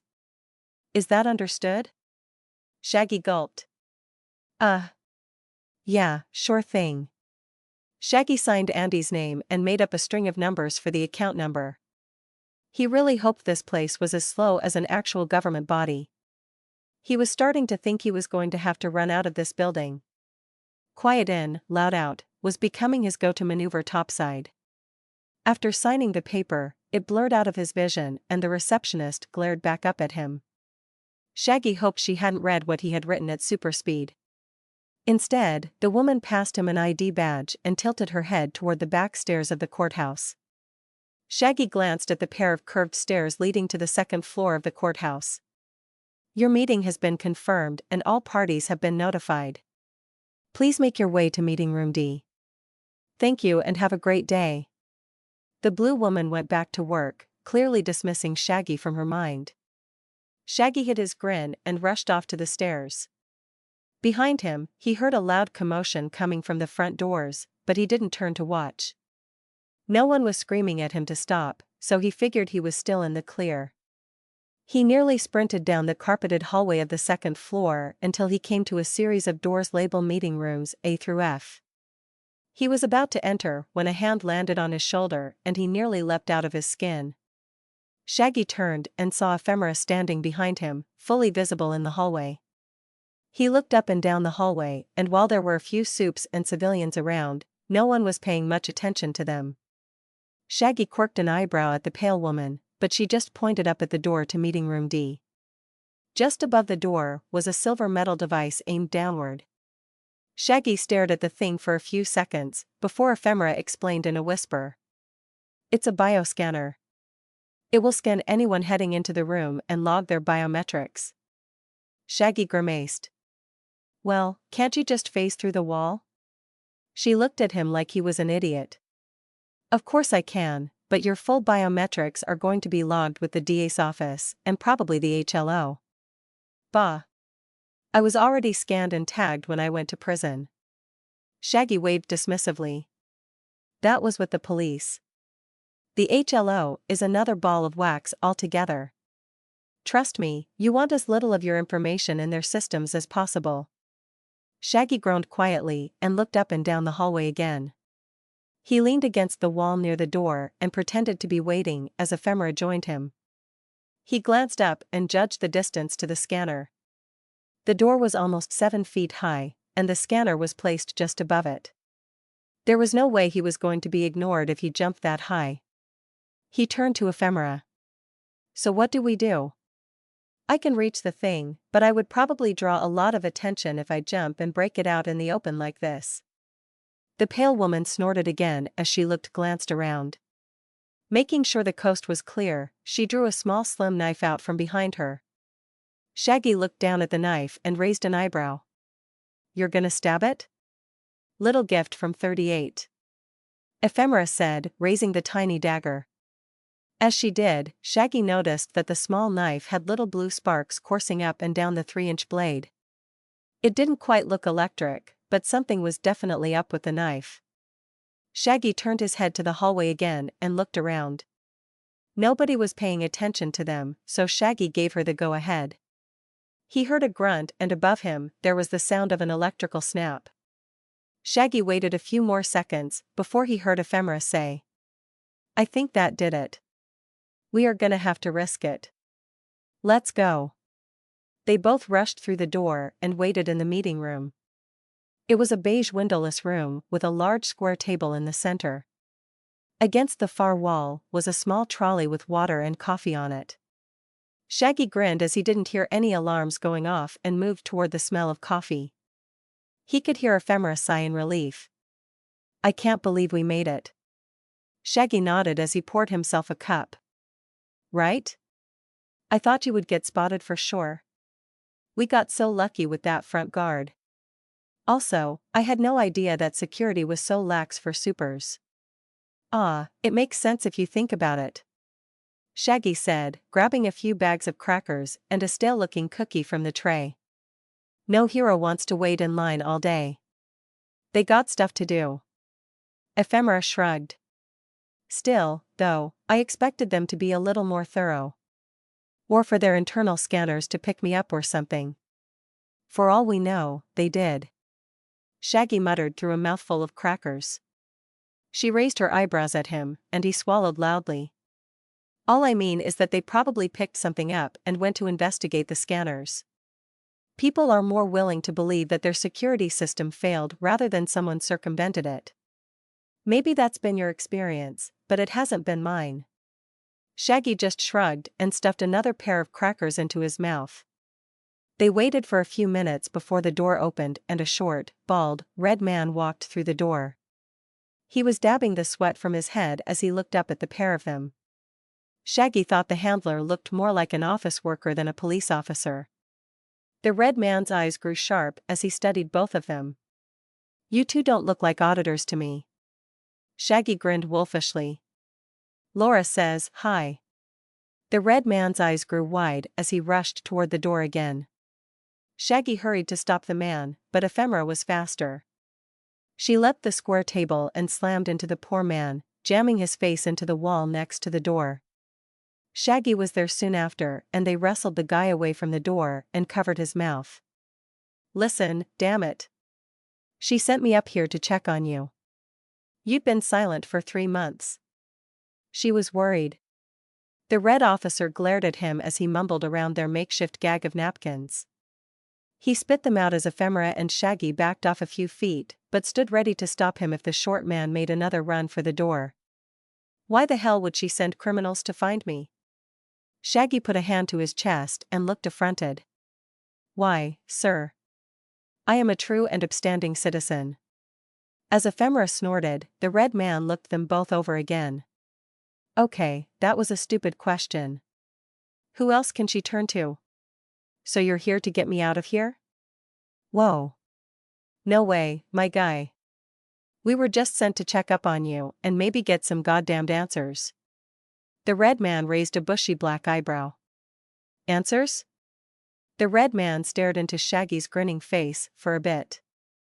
Seymour Coge, he introduced himself. And I had no idea that ninjas were after me. I was just tipped off that I was on someone's hit list, so I went into hiding. I tried to go to HLO, but they made me wait in line. I have literally been hiding out here for months. In a heavily fortified safe room. I haven't been allowed to contact anyone.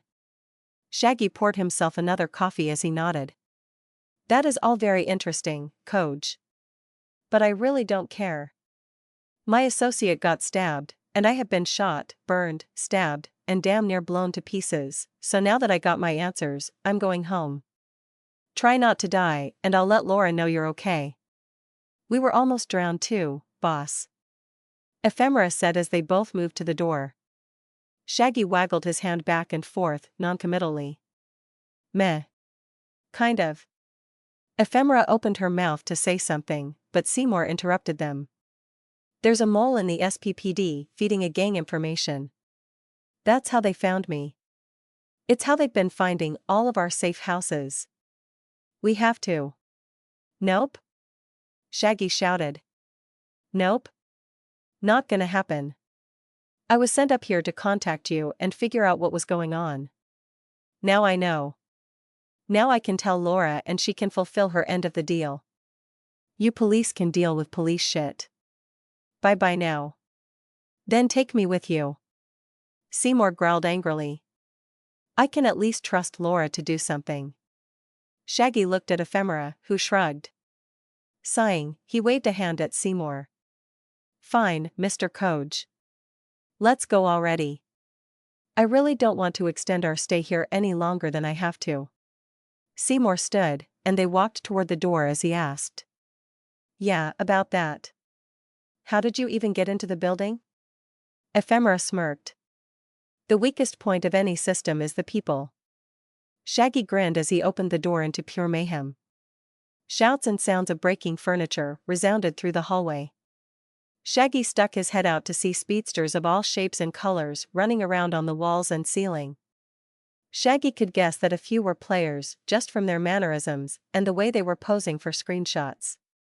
Someone had spray painted down with paperwork on a nearby wall, and Shaggy couldn't help but grin. Players were only going to put up with this level of in-game bureaucracy for so long. He was honestly surprised it had taken this long for things to deteriorate. Several black-suited men were running around trying to capture the various supers, while the civilians were trying to get out. It didn't look like any of the players were actively hurting anyone. They were just causing chaos for chaos' sake. Gaming, in other words. Okay, we just have to make a run for it, like we are trying to flee the mayhem. Shaggy said. No problem there. Seymour grimaced as Ephemera nodded. Shaggy burst into the hallway and rushed toward the stairs. He heard the others behind him as whooshes of air flew past his face. Speedsters were running so fast down the hallways they almost created a vacuum in the enclosed space. The air whipped around Shaggy's body as he made it to the stairs and stared at the absolute mayhem that was in the foyer. Bodies were all pushing to get out the front doors as other super were shouting obscenities at the assembled security guards. The guards were trying to direct traffic out of the building while calming down the crowd. Shaggy jumped down the stairs and turned to look at Ephemera and Seymour. But Ephemera was gone, which wasn't too concerning. Meanwhile, Seymour was surprisingly nimble as he zigzagged his way through the crowd on the stairs. Shaggy was almost to the door when a booming voice rose over the crowds. You call yourselves heroes? Shaggy glanced up to see a blue man with two antennae sticking out of his head, floating over the crowd. The man was wearing white spandex and a blue cape. He looked like a prototypical super. He had his fist on his waist and he was glaring down at the assembled heroes like a disapproving parent. A little paperwork is all it takes for all of you to fall into anarchy? Are you children? I'm 14. Came a voice from the hero's side of the room. Yeah.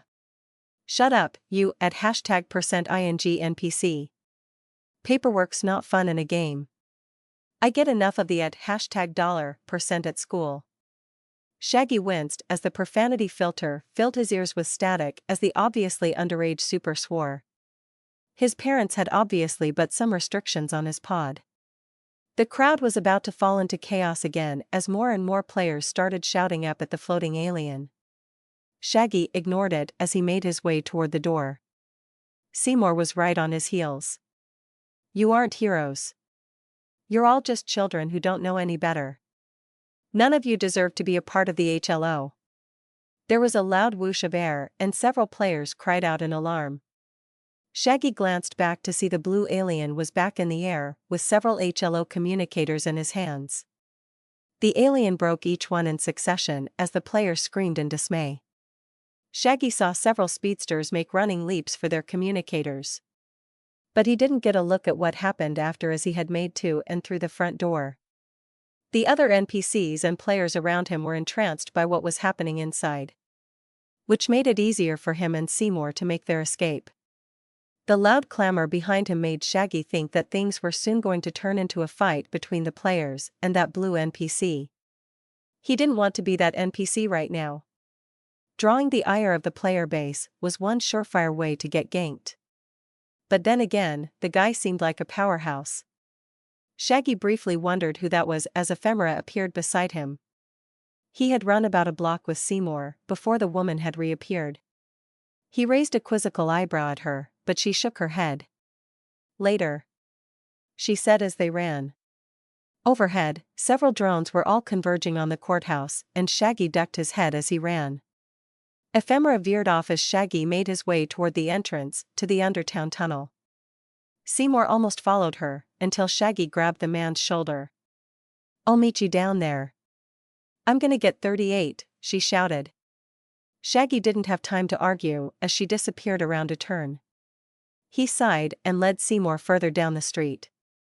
Nearby sirens wailed and the sounds of drones seemed to increase. Seymour kept pace next to Shaggy and continued to look around nervously. "What the hell is going on?" Shaggy shrugged and grinned. "Revolution?" Seymour raised an eyebrow at him as Shaggy cackled and turned down an alley. He was hoping they could make it to Undertown quickly. Above ground had been fun while it lasted, but the HLO and their drones had soured the entire experience. He couldn't wait to be down at the bar with his friends. Maybe they had finished the thing at this point, or maybe they had gotten an influx of recruits. Shaggy couldn't wait to see what had gone on while he had been away. "So," Shaggy said, staring at the framework of the still under construction bar. "So?" Vlad answered. "The bar is still being built." "Yes. Some of our lackeys are injured and had to go back to the Needle Sisters." "Yes." Shaggy nodded understandingly. "But it's okay, because we also got a bunch of new recruits." Again, yes. Vlad answered. "But they aren't exactly loyal, so they aren't lackeys yet." Vlad sighed, this time not answering. "All that I get, but the confusing part," Shaggy said, pointing a finger at Chromia, who was seated at the same table, "is what the hell she is doing here." Shaggy had returned to a not that different looking bar.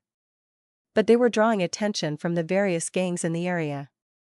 Some had even tried to strong-arm them, but for the most part, his guys crushed anyone stupid enough to get close. They also were getting new people looking to sign up.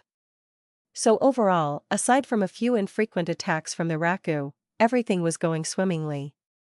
He had sent Seymour off to Scholar and returned to the bar just as his crew was beating a few unwanted thugs back. Ren and Tinsel had taken a few people out for another shipment run. Blobby was out and about, getting materials for the builders, and Slink was still offline. Meanwhile, Vlad had been entertaining the Needle Sisters' door guard, Leslie, and the one-eyed Chromia. After sending their injured off with Leslie, Vlad had addressed Shaggy's various questions. All except one. Chromia scratched at her eye patch and looked annoyed. "Where the hell else was I supposed to go? I failed Tilani once, and he took my eye. If I went back now, what do you think he would take?" Shaggy looked the metal woman up and down. She was in her human form now. So her typical silver metal look was now tan-brown skin and her hair was a dirty brown bob. She had a permanent scowl on her face that Shaggy couldn't really fault the woman for having. They had screwed up her chances with the Raku fairly royally. But that didn't mean they were going to just trust her out the gate. I figured you'd just stay with the sisters. Humph. She snorted. What if Tilani finds me with them? He'll send his thugs at them. They are tough, but they ain't that tough. Also, they have a business to run. Shaggy waved around. We got a business too, and you're not concerned about Tilani coming at us? Not really, no. I honestly don't care what happens to your chicken shit outfit. You'll last a month, if you're lucky. But for now, you're a good place to hide out. Chromia said, crossing her arms across her chest and looking around. Nearby, Shaggy saw Dave leading a small group of aliens and humans in what looked like stretches. Shaggy raised an eyebrow, but shook it off. He turned his gaze to Vlad, silently pleading for some answers. The pale vampire player raised a hand, placatingly. She's right. We are being attacked anyway, and she was the one that told us about the recent attack. So I promised to look after her for the Needle Sisters. In exchange for a discount on healing, that is. She could be a spy, you know. Shaggy said, seeing the wisdom in the deal, but still petulant. Chromia whipped her head around and glared at him. I'm right here. Shaggy waved her off as Vlad looked pensive before barreling forward. Yes. But I figured if she was, then it was better to have her here where we could keep an eye on her. I already told a few of the old lackeys to monitor her. Gee, thanks. Chromia scoffed. Vlad raised an eyebrow at the woman. Are you truly surprised? Chromia sighed, but shook her head and remained silent. Shaggy glanced at the both of them, but decided to just go with it. She couldn't do that much harm, really. Also, once Seymour was with Scholar, and she kept her end of the deal, then Tilani would have bigger fish to fry and they could be left alone to build their little empire. Shaggy also still wanted to tell the others about Cog. But so far, all the players and their crew hadn't been in one place at the same time. He still wasn't sure if Dave was going to hang around with them, either. The young guy seemed kind of flighty in general, but his mutation was no joke. Also, a real-world martial artist would probably get some decent bonuses to his in-game skills. Shaggy took a sip of his water and glanced around at the dirt square. Several new members of their crew were talking with a few of the ones he knew. But mostly people were just milling about the place in groups. Taking a wild guess, Shaggy figured they had somewhere around 20 or more people in their crew at this point.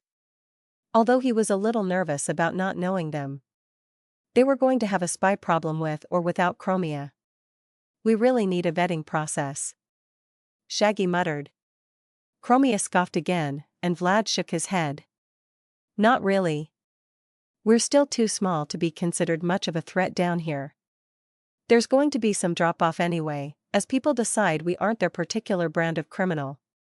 We even had a few who tried to get us to boot all the aliens out of our gang. Shaggy grinned. Oh yeah, and how did you handle them?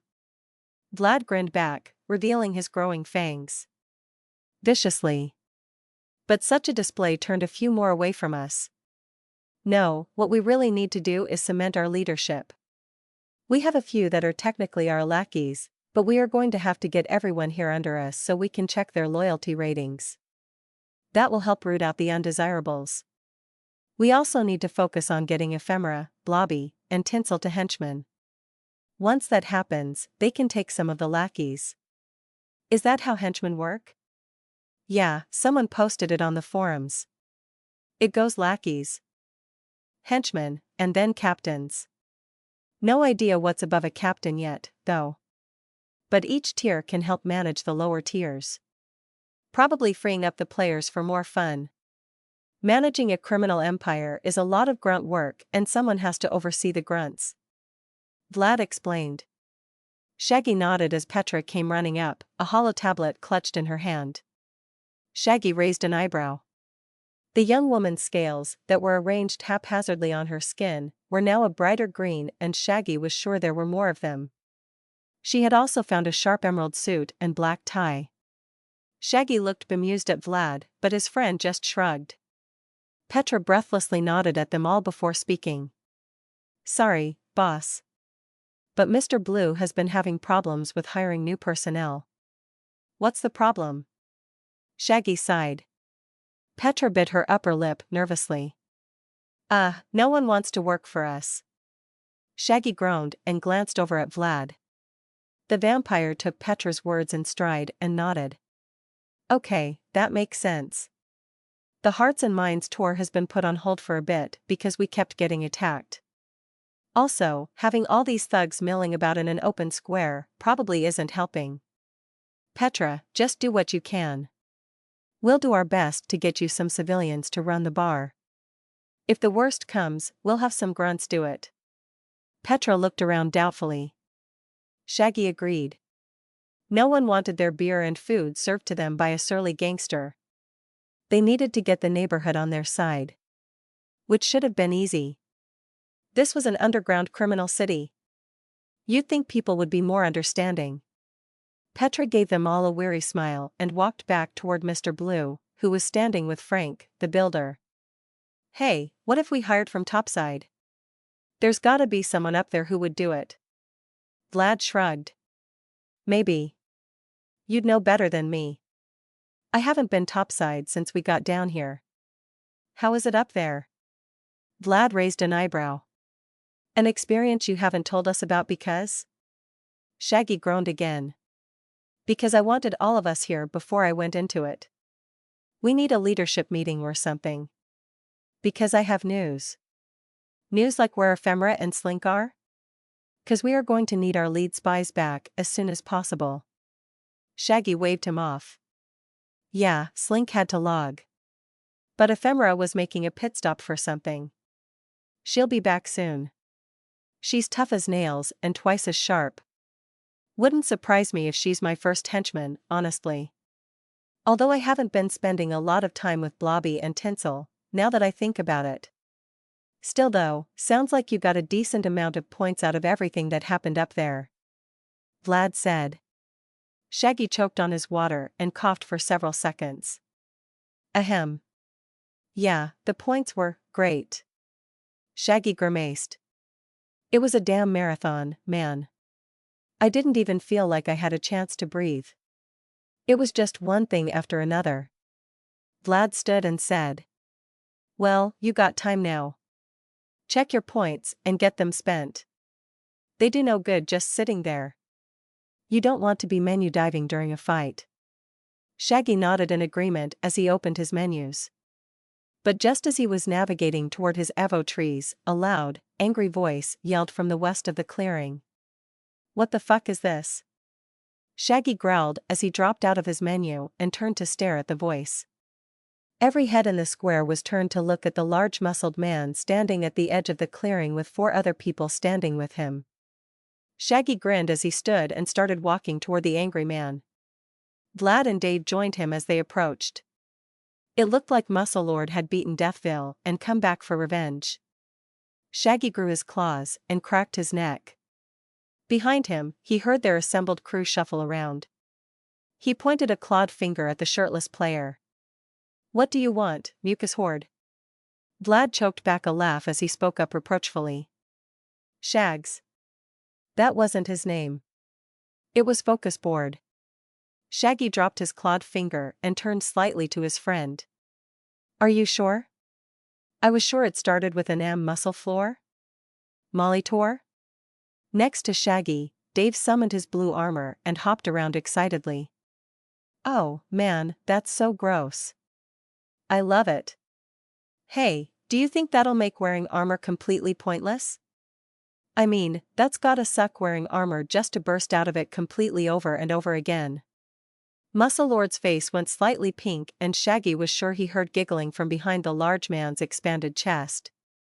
The 4 other guys he had brought looked like regular humans, and Shaggy wondered if Muscle Lord had brought more players or NPCs. He couldn't get a good look at them anymore with Muscle Lord's grossly expanded chest muscles. I have come for what is rightfully mine. Just give it up and there won't be any trouble. Aw, I like trouble. Shaggy whined. Vlad sighed dramatically. You lost, Gusset Fjords. So we got the bar, which we are rebuilding. Move on and find your own spot. Maybe we can have competing gangs. But this spot is ours. Now get.